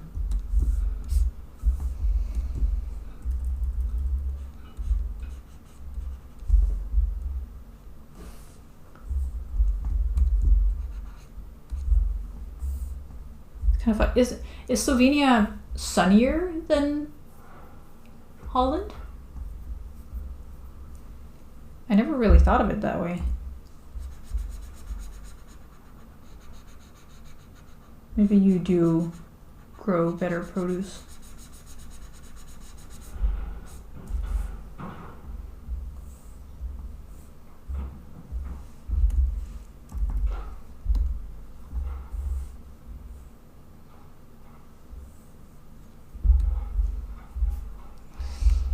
Interesting. I guess then your dad's question makes a lot more sense.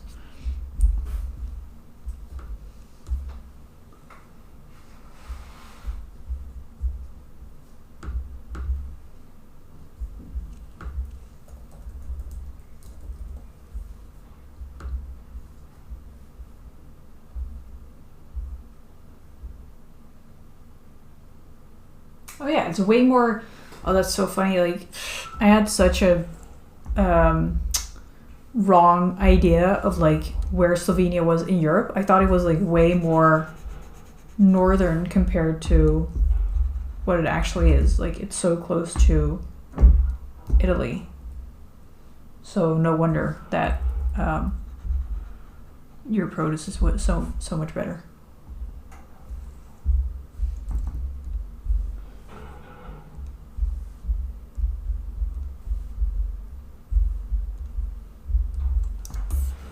Goes to show.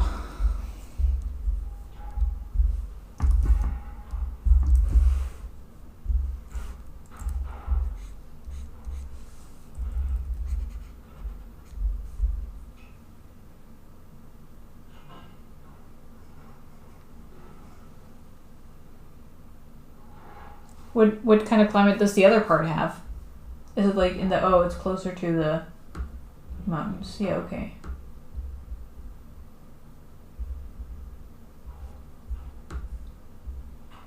Would you recommend visiting? Is it a nice place to like go on vacation?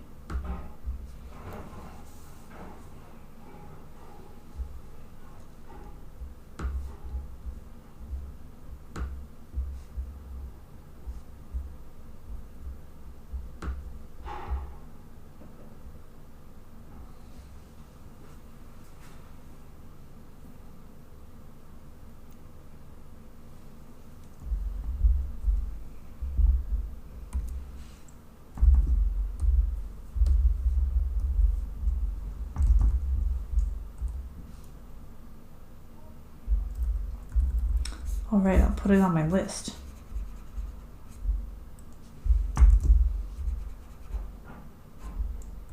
My ever-growing list.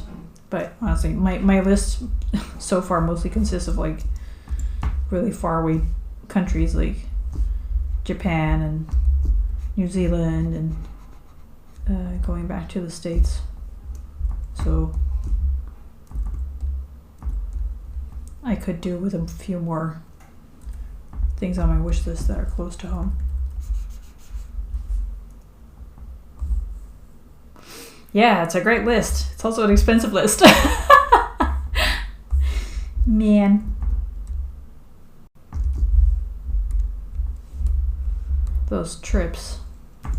Well, I guess if we were to go to Australia or something, we could probably stay for a bit with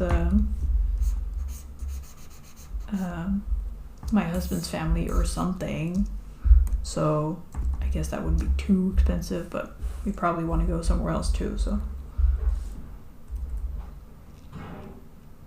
yeah, exactly.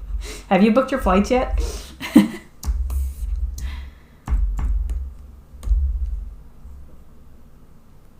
Though for Sleepatron, it's she could come by train.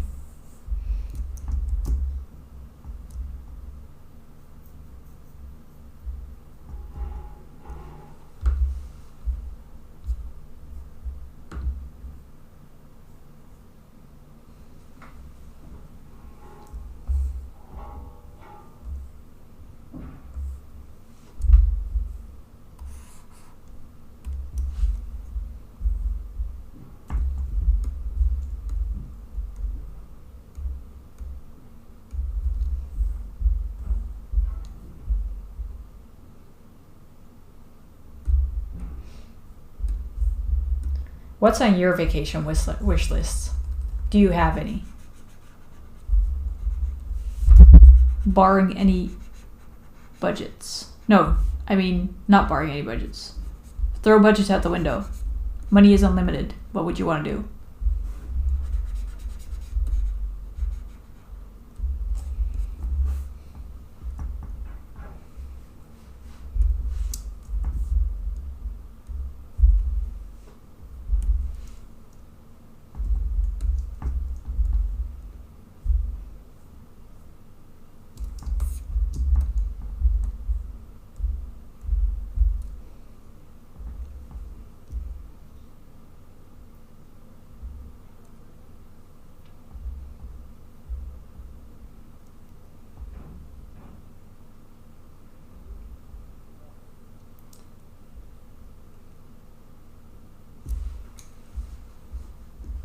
Ooh, nice lists.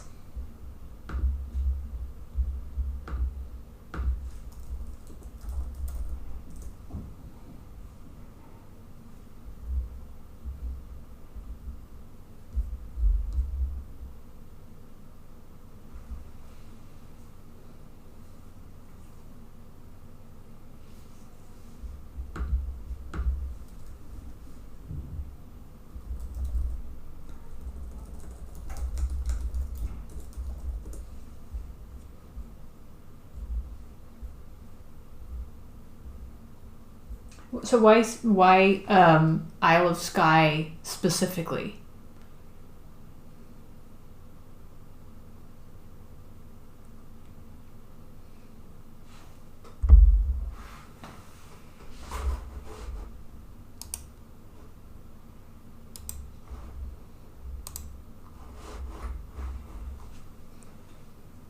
And New York, I really enjoyed New York more than I thought I would.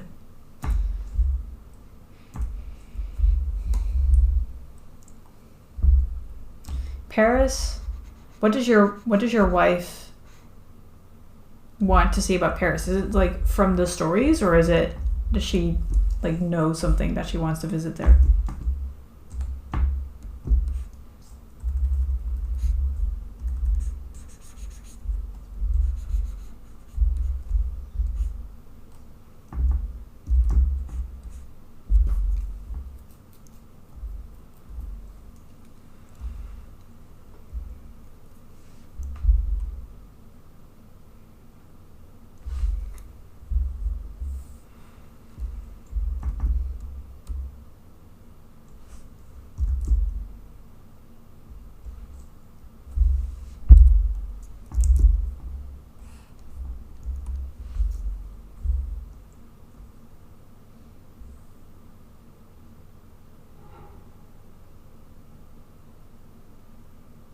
Oh, nice.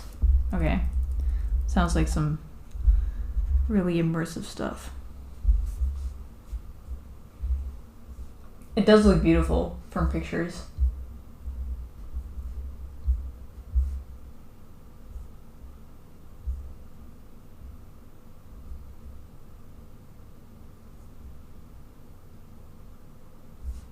kind of like Norway, but more rolling hills.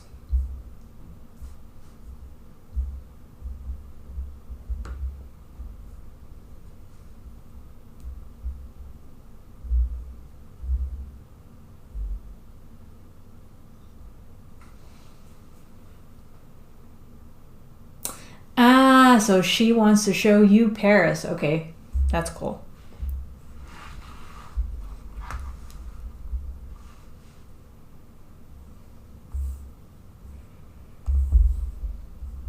So you're both well traveled. I have to be super honest, like I went to Paris twice and I didn't really like it both times. At least it wasn't my favorite city, let me put it like that. But maybe that's just because I didn't speak French.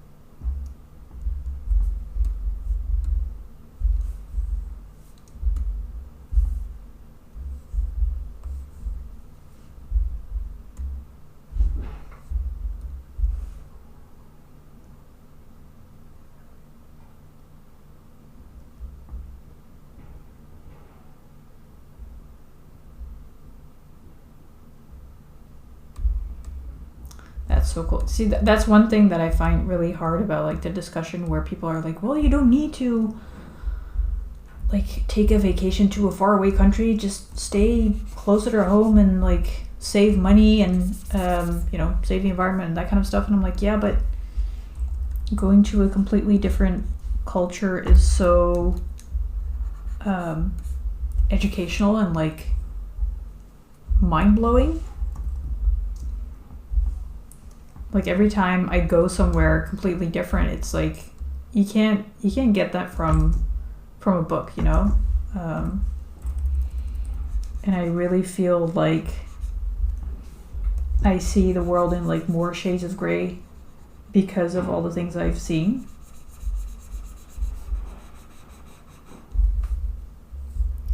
So I agree that not every trip needs to be super hard on the environment, but I do also think that traveling far away has its merits for like, yeah, exactly. It's a growing experience.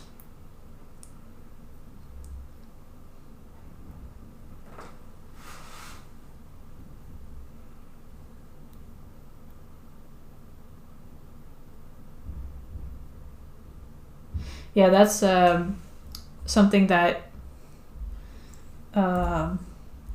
because so in Bali we had like, because everything is so well, because we're such a rich country compared to like people in Bali, it was easy to like hire a driver for 2 days and just travel around with someone with like a personal guide to show you around.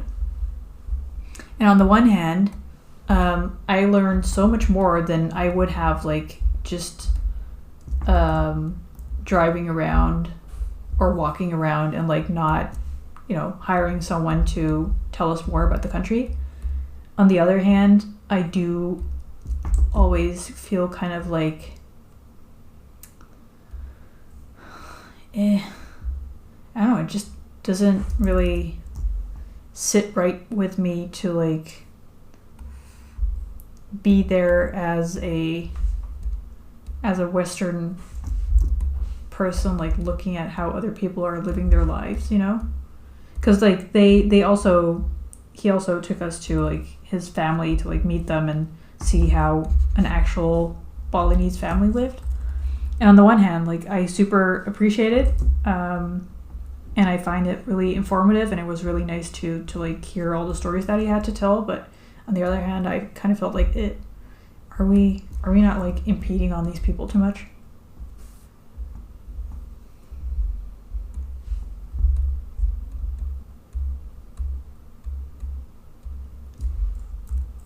But yeah, I'm not sure. I mean, to this day, I have no idea how that guy actually felt about us, obviously, because he was professional. But it's kind of a dilemma for me, where I'm like, I want to like see everything and do everything and learn about these people, but on the other hand, I don't want to be like the stupid tourist, you know?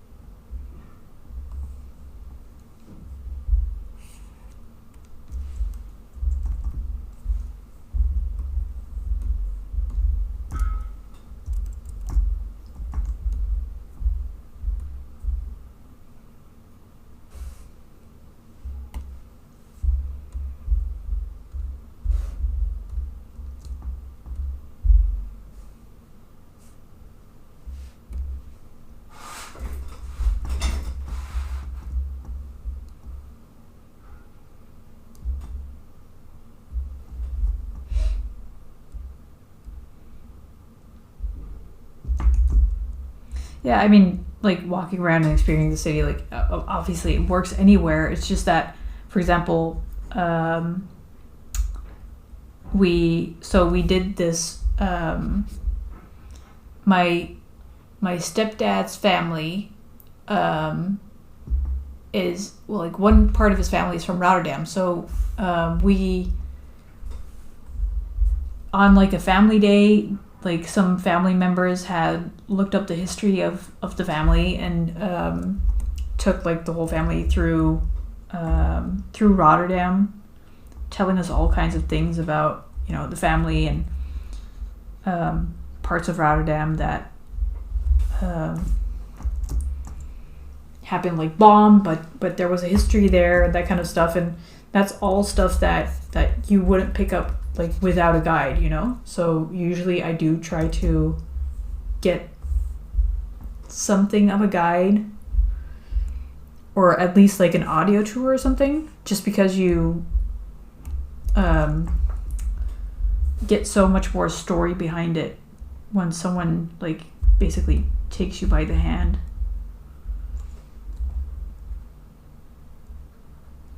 Though of course if you're like only going for contemporary stuff, like the nice restaurants or, I don't know, fun places to hang out, then that might matter less, but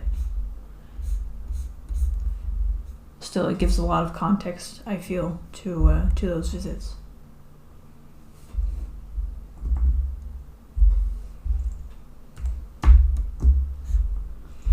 But I've definitely done it the just walk around and see what happens way too.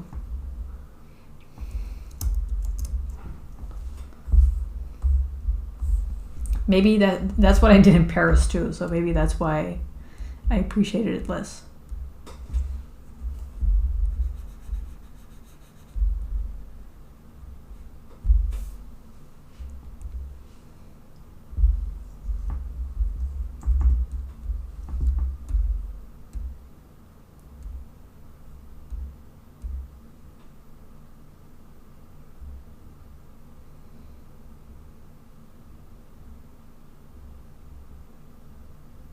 Sterling? Where's Sterling?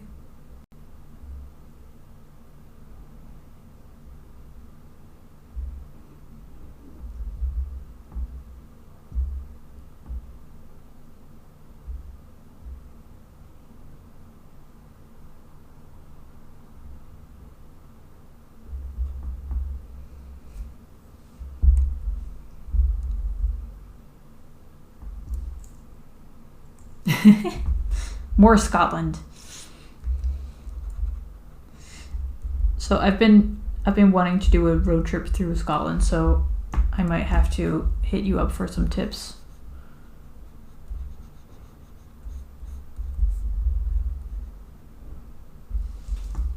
Actually, if you have like your best tips right now, then feel free to share those.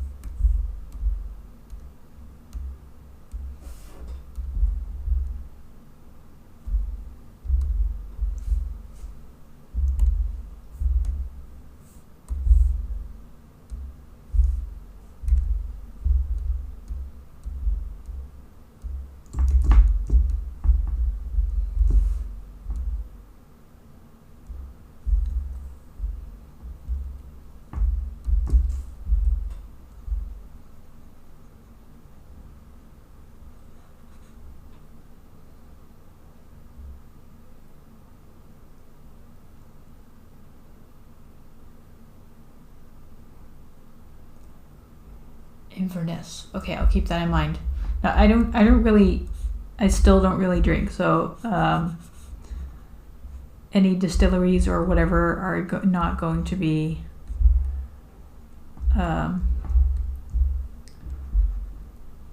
well suited to any activities that I want to undertake.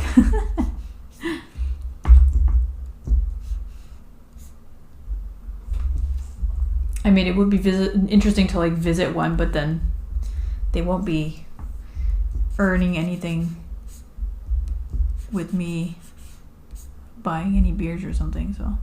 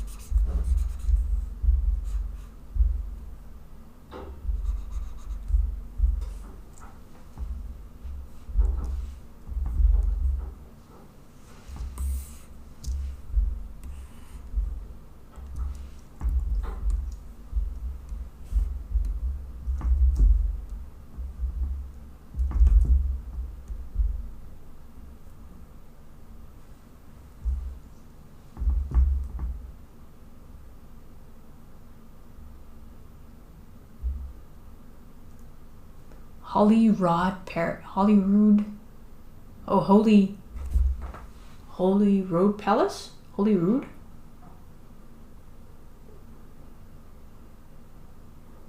Yeah, castle tours, that would totally be my jam though.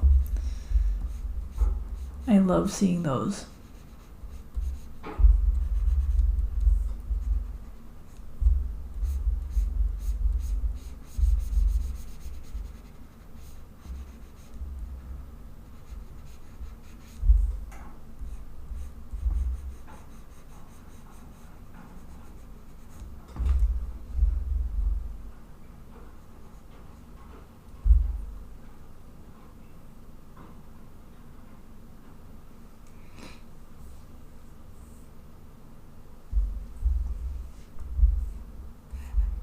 After the stream ends, I'm gonna write it down right now.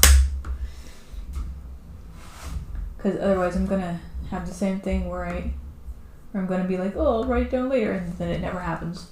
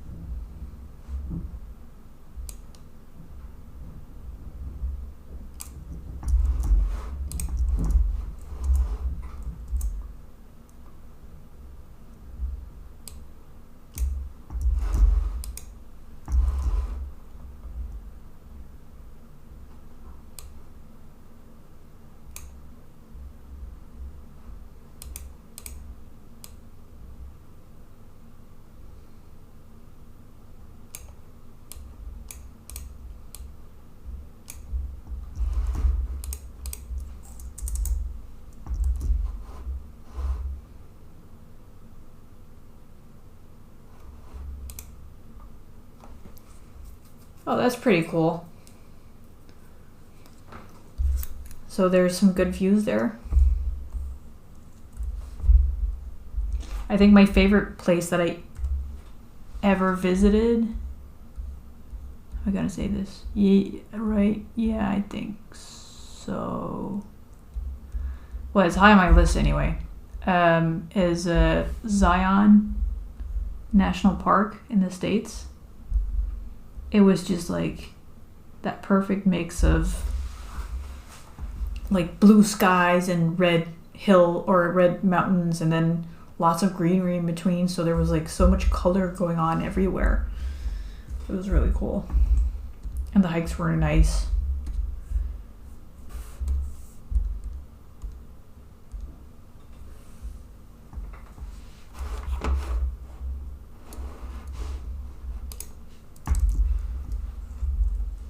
Though I did really like Sedona as well, and New York.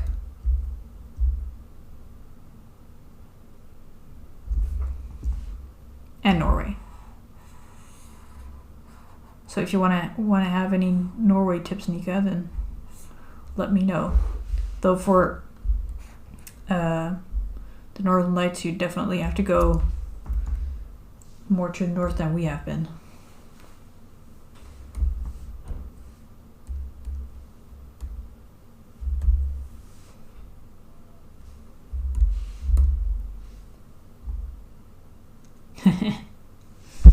We still want to go back to see Northern Lights as well.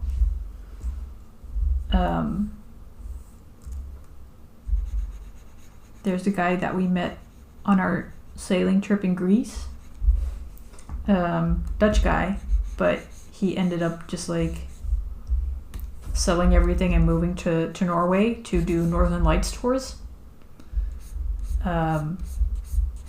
So it would be nice to like go there at one point and take him up on a tour.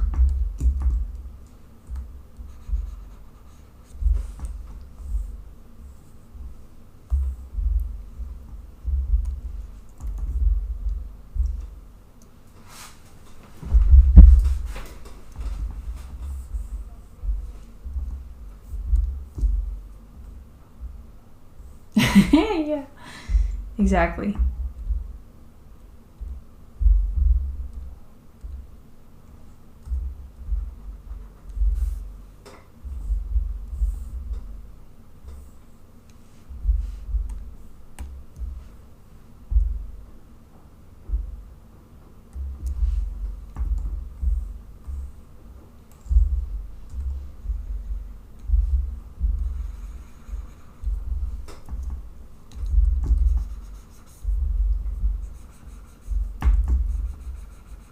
I've only seen, I have seen like the Northern Lights ones in Iceland, but it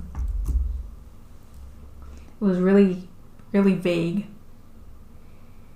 So the best, like it was more, my husband was still like into photography at that point. So he brought his camera and did like a long exposure thing. So the Northern Lights that we have on camera are actually brighter than what we actually saw in the sky. But it was a funny night.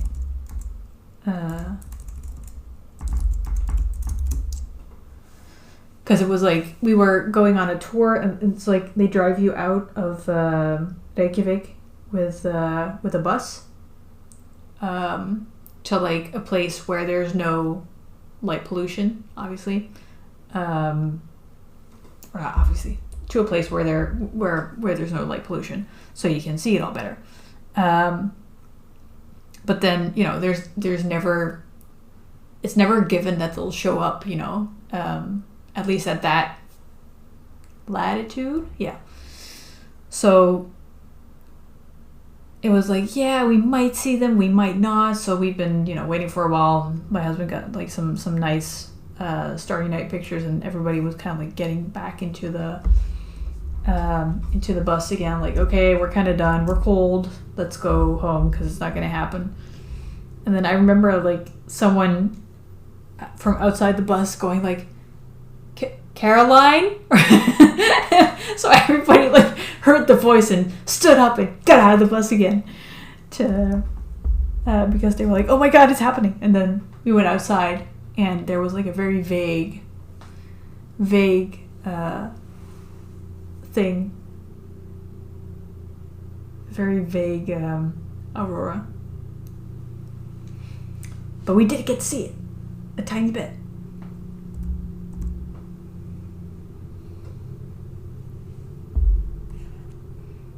Yeah, that voice, like, in hindsight, it was so funny because it was just like someone else's name, but the tone of it just said everything.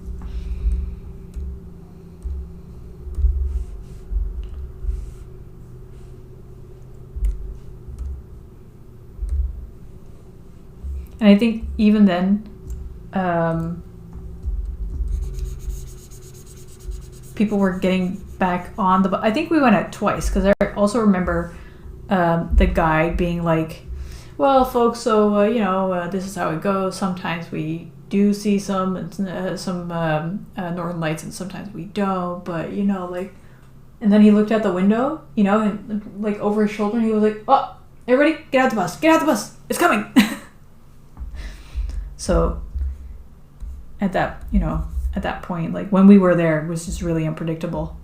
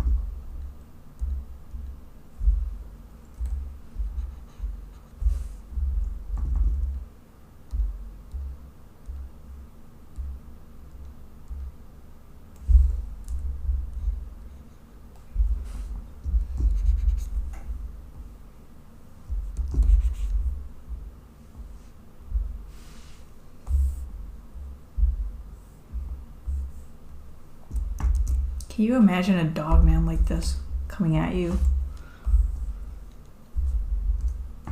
That would be terrifying.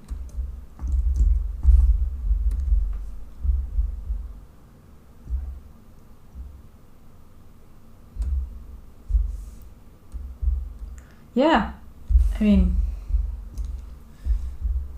it's I think definitely if you like go to Lofoten in Norway in a certain period, there's like almost a guarantee that you're gonna see it. So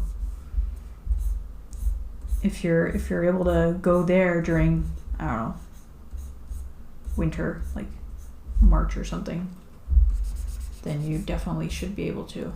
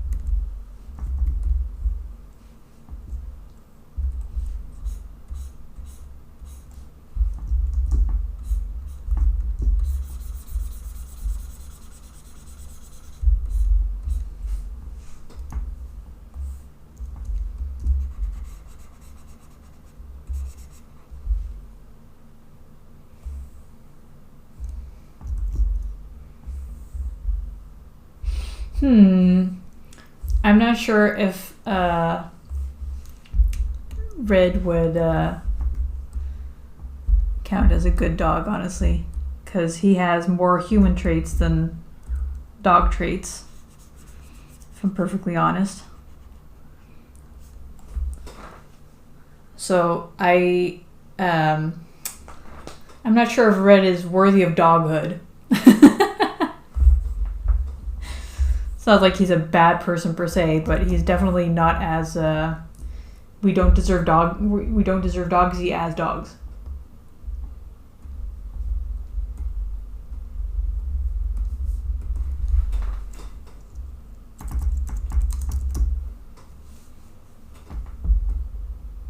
But he definitely likes baring his teeth if he wants to be intimidating.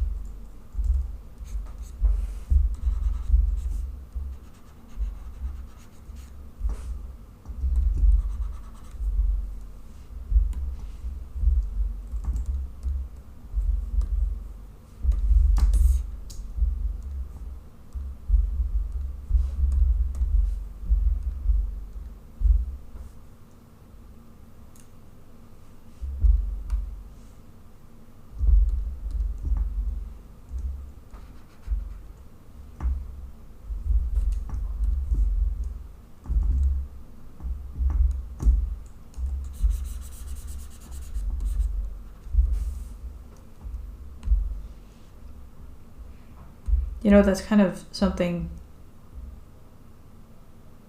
I'm looking forward to, in the sense that I would be so happy if people like start reading the story and then like start speculating on where it will go, because I'm usually like super impressed by how much people can like read into things and like figure out just from having tiny little details. So I'd really love to see if that happens with Netherrealms as well.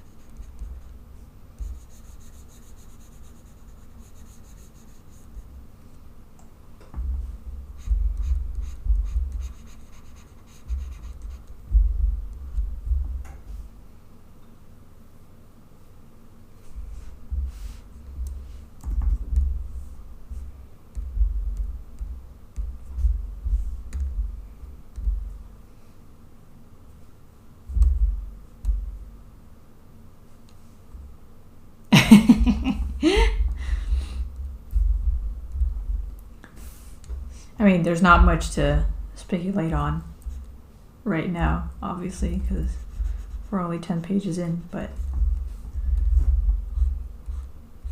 I think once the prologue is like, next scene, like, it made me really happy to work on that again and think like, oh right, this is what I've written. But it's kind of fun because it's also like the first scene where it kind of like goes into absurdism, I guess, like the really like the dream like absurdism where you're like, really, that shouldn't be happening, why is this happening? And it's just happening because it's a dream. So that's kind of cool. I'm really excited about working on that.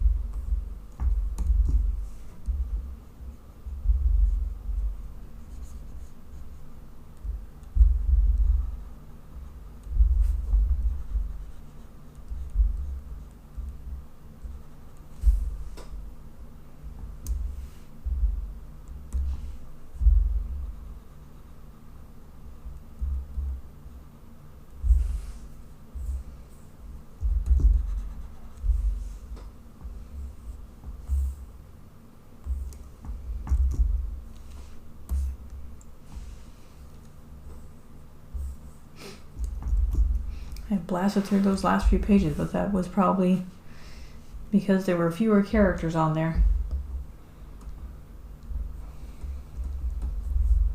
So I'm guessing these last couple pages are taking me a bit longer than I thought. But, you know, I did suddenly have to fix my freaking inking.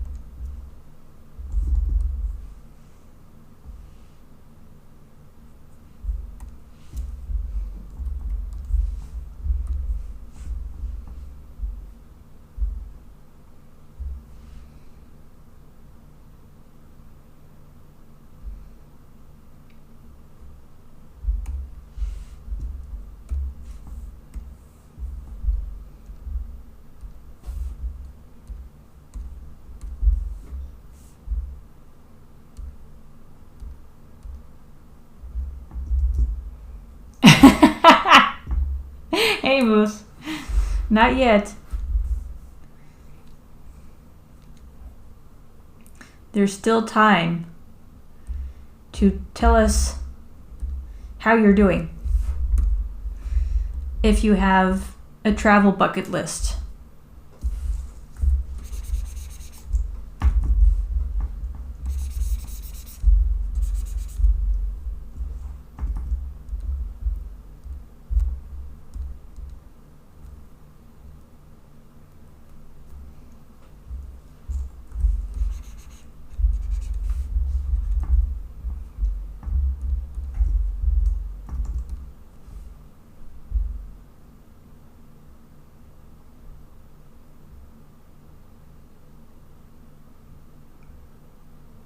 Oh, is COVID still, I mean, I know it's still a thing, but is it still very much a thing for you guys? Because I haven't heard much about COVID here for ages. Like, it's not gone, but people have definitely been paying a lot less attention to it. But still, like, even if there were, like, no COVID, no budget, whatever, where would you like to go?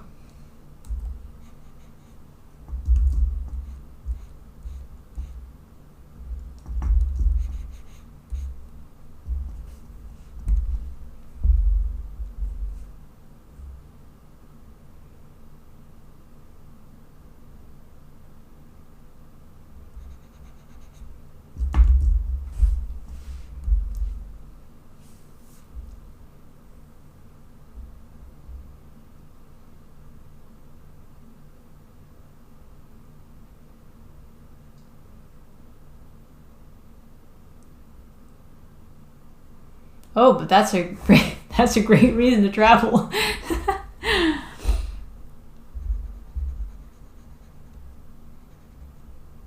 I mean, we already established that a lot of specific food you can only get in specific countries. So to try different kinds of food, you have to be in a different country.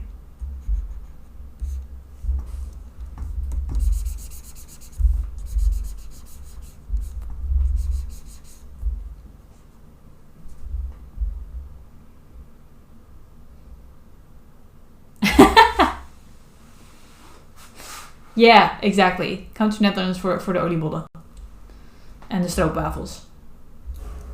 Everybody loves those too.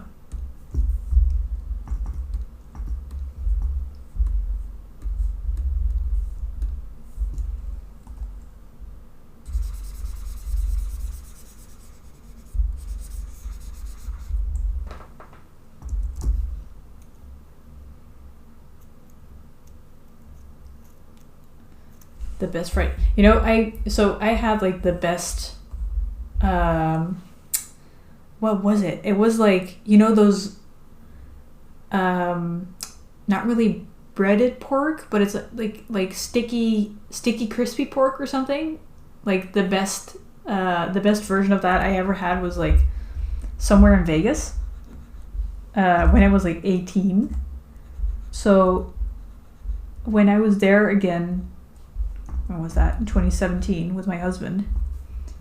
I was like, we need to go find that restaurant again. But I had no idea like where it was. So we spent ages trying to find that restaurant again. We never really found it again, but that was fun.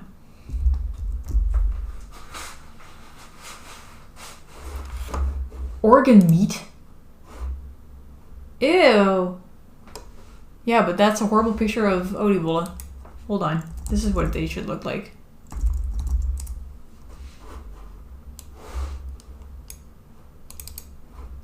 It's just balls.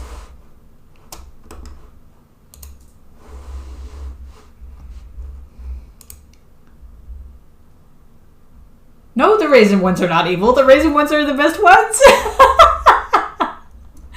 There's also weird people that put like all kinds of other stuff in there. But like the with and without raisins are like the classics. But still, like an oliebol, an oliebol without raisins is still very different from a donut. It's way crispier on the outside, and it's way oilier because it's called an oliebol. Bowl is like it's kind of it's called an oil ball.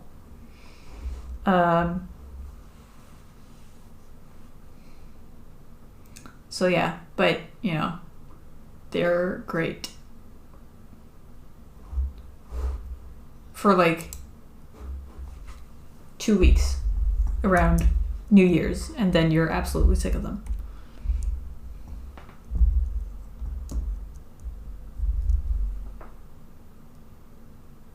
Why? Oh, that's such an American thing to say. I have raisins like every morning with my cereal.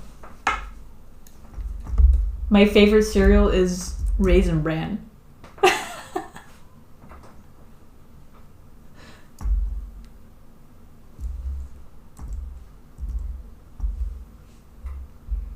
I guess this is like gonna be an empty stream next week.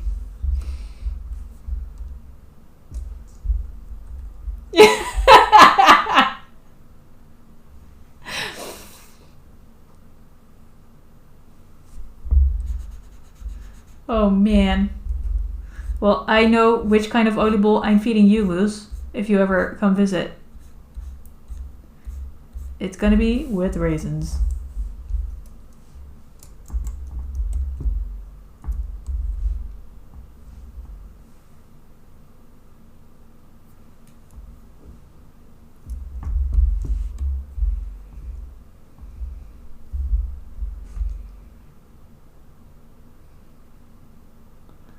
Man, how can they're not that hard. They're not ice balls. How would you eat those? Where's all this hate for raisins coming from? This is like a whole new side to you guys that I had never expected.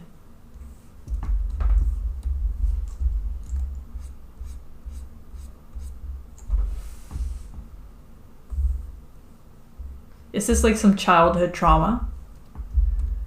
Where your parents wouldn't give you candy, only raisins?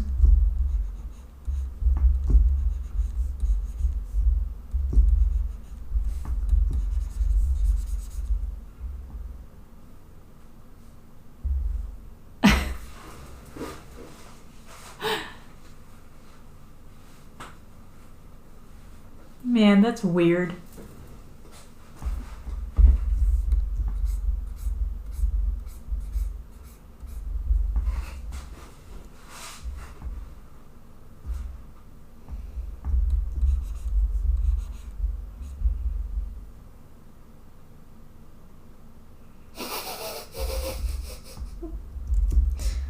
Yeah, that would be annoying. I get it.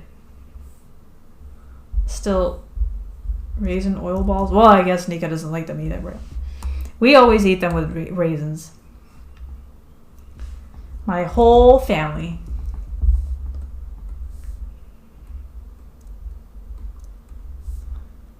I grew up in a raisin family.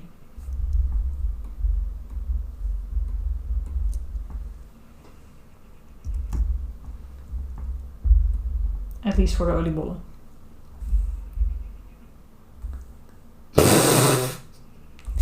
I think that's the strongest statement I've ever heard you say.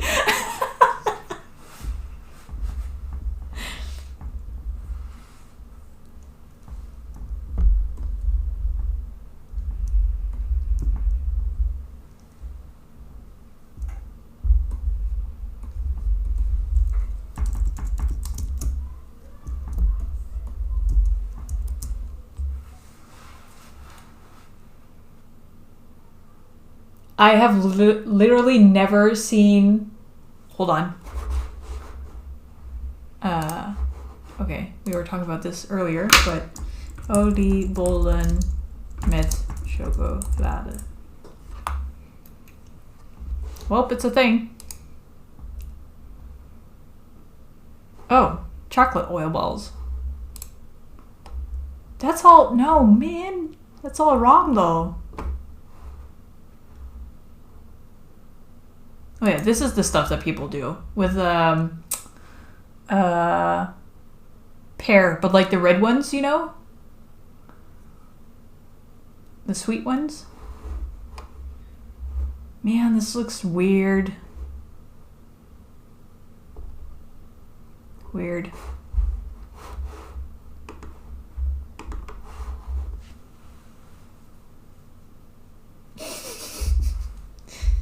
It's not the way it's supposed to be, Moose. Stop appropriating my culture.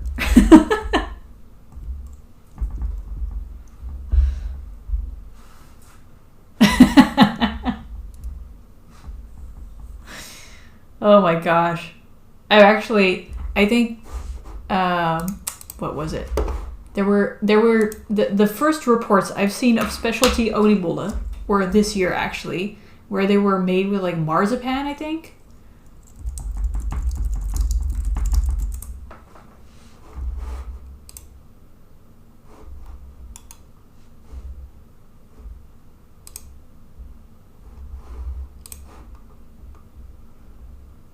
banana chocolate oil balls, red velvet, bounty, apple cinnamon. Weird.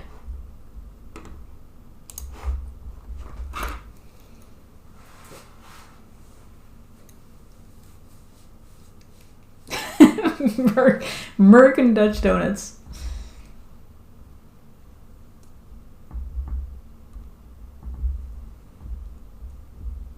Cinnamon is good, but it's not supposed to be in an oatmeal bowl. That's the point.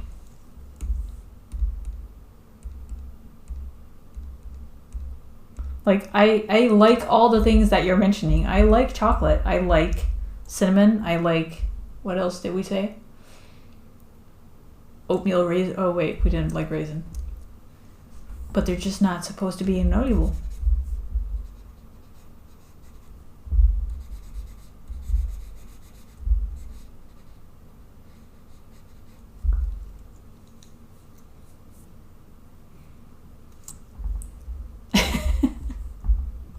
Okay, Moose.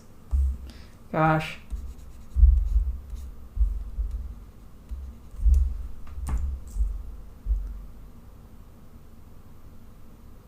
Way to ruin my oatmeal bowl.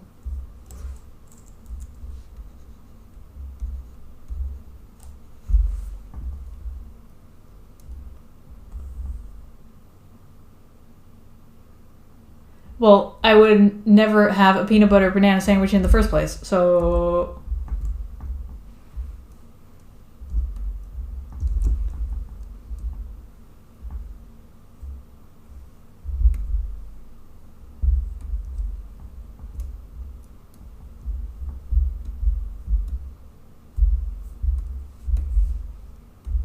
Weird. Even, like, peanut butter jelly. But I can be kind of particular, I have to say.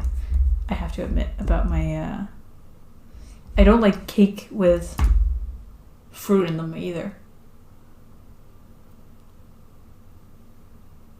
I have never had banana on a sandwich ever.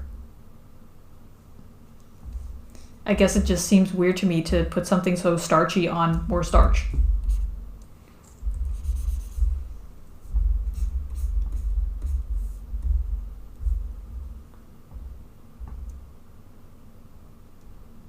See?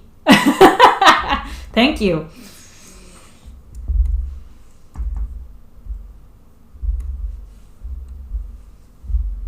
They have a thing here in Holland called, I guess it's called whipped cream pie. It's not like a cream pie like the US version, I think, but it's more like, I don't know, kind of bland cake with whipped cream. But then also like a layer of fruit like inside, and then like some marzipan toppings or something, and it's just ugh. I never want to waste my calories on eating that, I guess.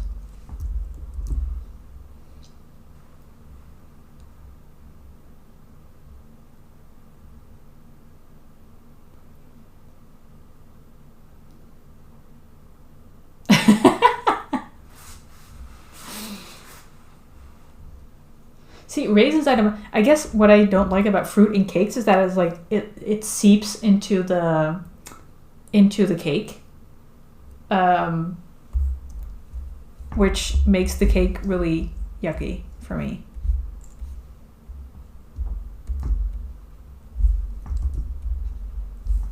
But I love like nuts and crunch and that kind of stuff in my cake.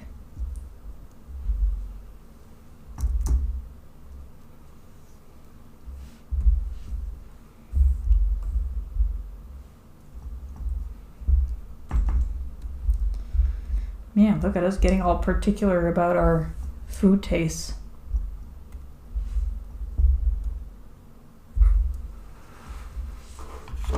How did we start this? By Moose making some incendiary remark.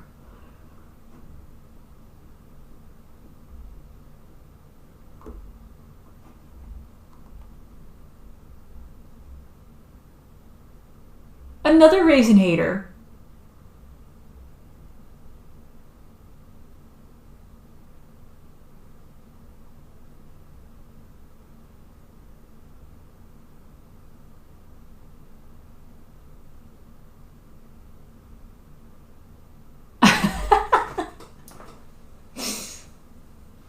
There's a pun in there somewhere with raisin and being raised.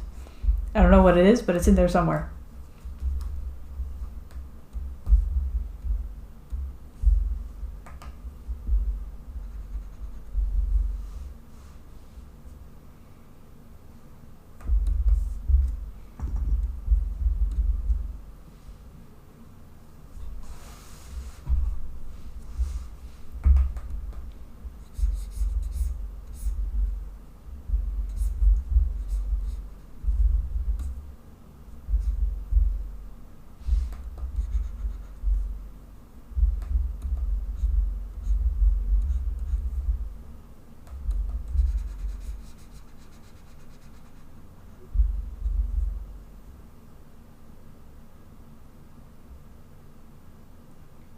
It's like a tongue twister.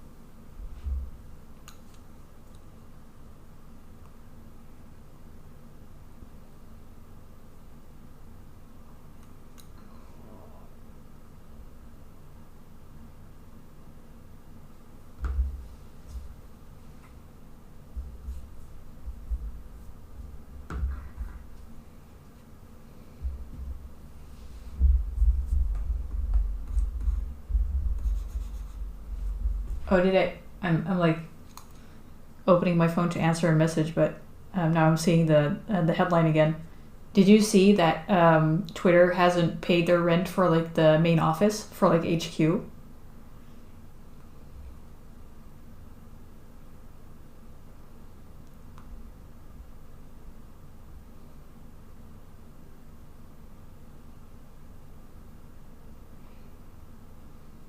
I'm really curious to see how that plays out.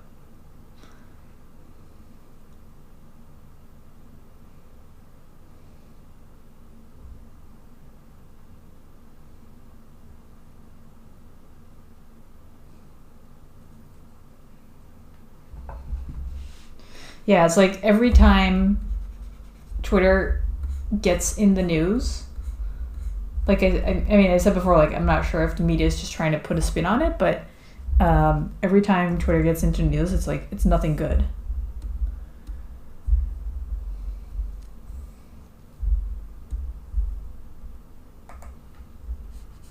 Like my notifications have been broken lately. They're like inaccurate, or I'm not getting them at all.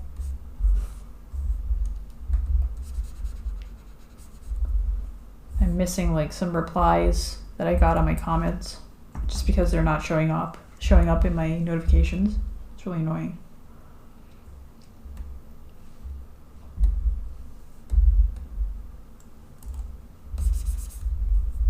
And that freaking For You tab.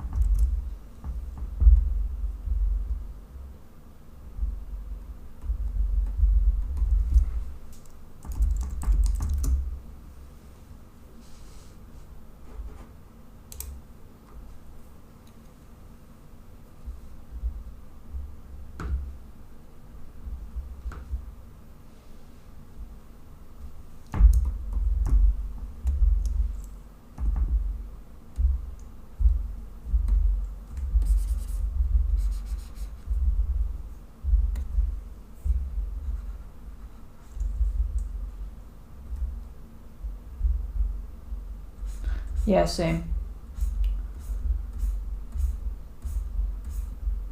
That's why it's like someone in the news article was commenting like, if they were a good journalist, they would have asked Twitter for like a response, like, how do you, what do you say to people who think you're not paying your rent or whatever? And I was like, there's no communication, there's no PR department anymore. Like, no, Twitter does not respond to journalists anymore.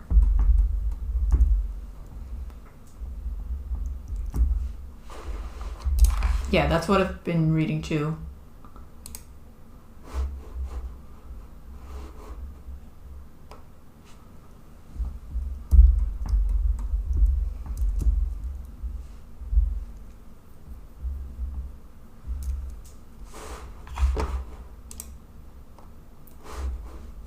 I wonder if like 10 years from now or something, there's going to be like some kind of like, what are they called? Oh man, those things that you do after a project to like evaluate. I want to say memento mori, but that's not it.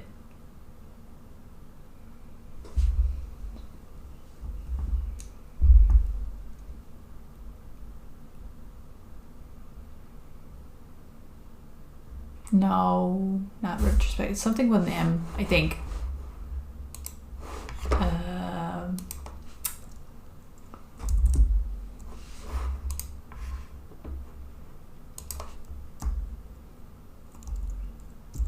Postmortem.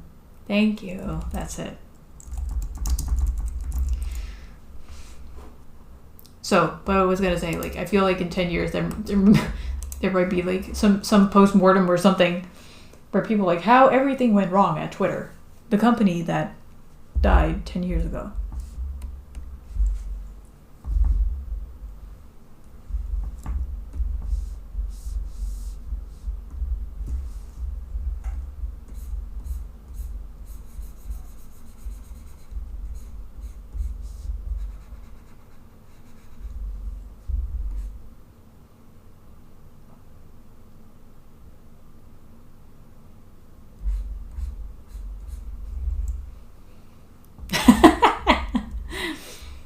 Already? Where can I find them? The whole Twitter thing is just fascinating for me. It's like scary, yes, but it's just also like how can you buy a company that was in an upward trend and then run it into the ground as fast as possible?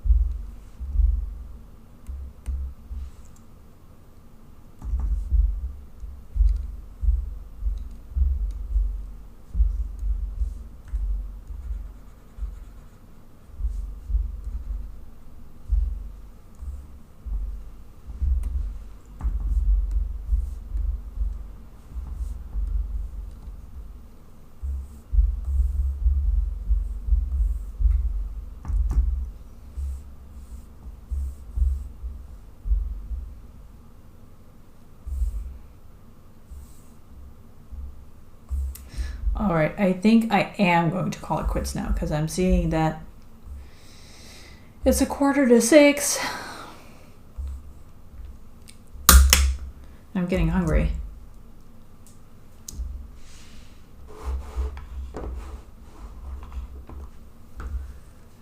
And, the whole conversation is shut down anyway after all the raisin hate, so.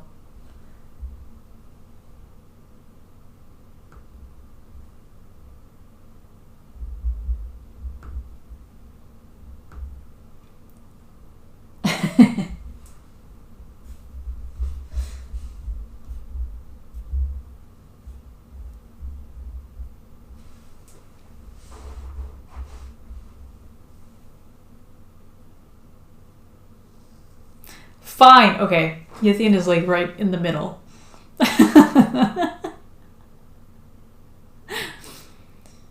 I think we're kind of outnumbered here, Yithian.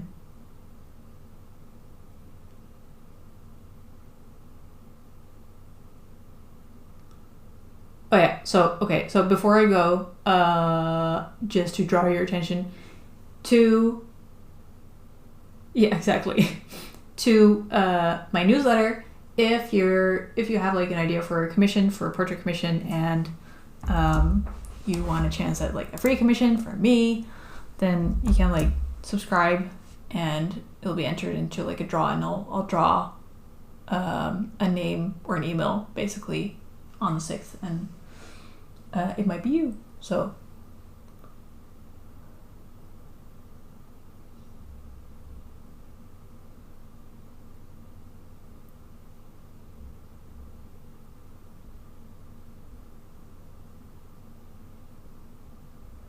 wake up with your friends for a beer instead of spending the night on the sofa with your wife like she was planning.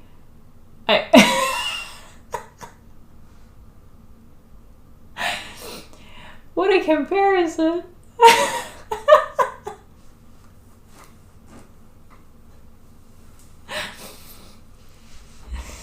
Oh my god.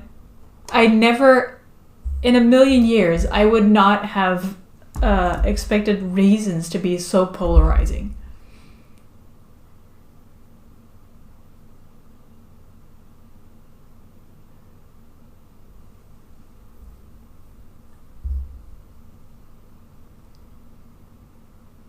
Yeah, that cracks me up.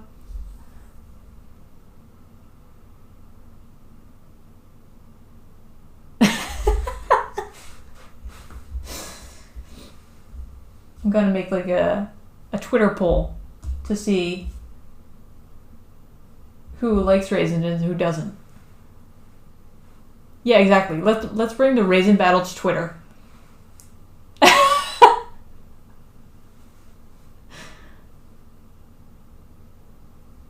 Okay, Moose. Jeez, don't be so passive aggressive. I'll stay home and watch the movie. Jeez. Yeah, the whole of Twitter is gonna be like, they're raisins! Oh my god! How can you bring this discussion here? Twitter will explode with all the animosity.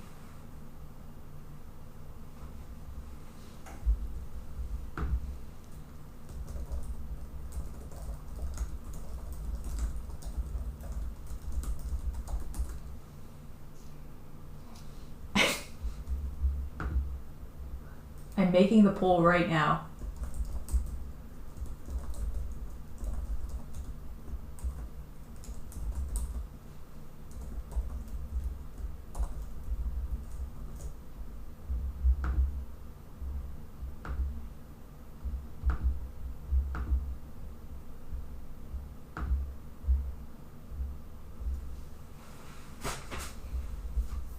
It's on there. Bam. We'll see tomorrow.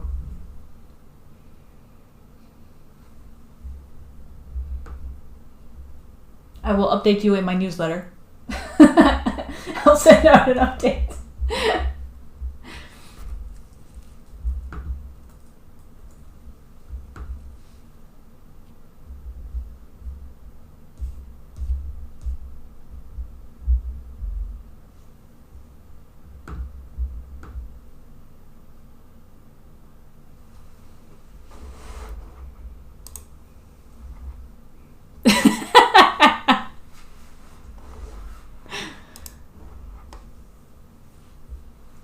No, it's got 2 votes now.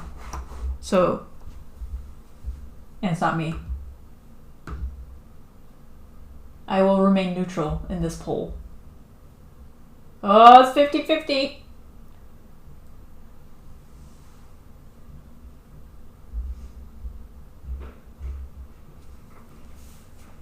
Okay. Now I'm really gonna go. Thank you for this raisin battle.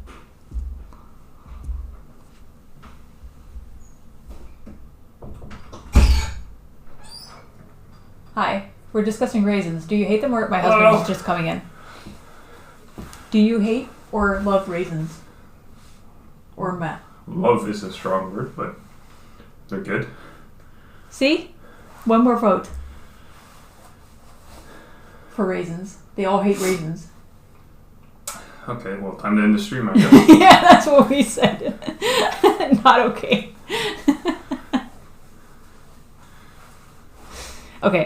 Okay, now I'm really gonna go. This is like a you hang up conversation. All right. They're fine.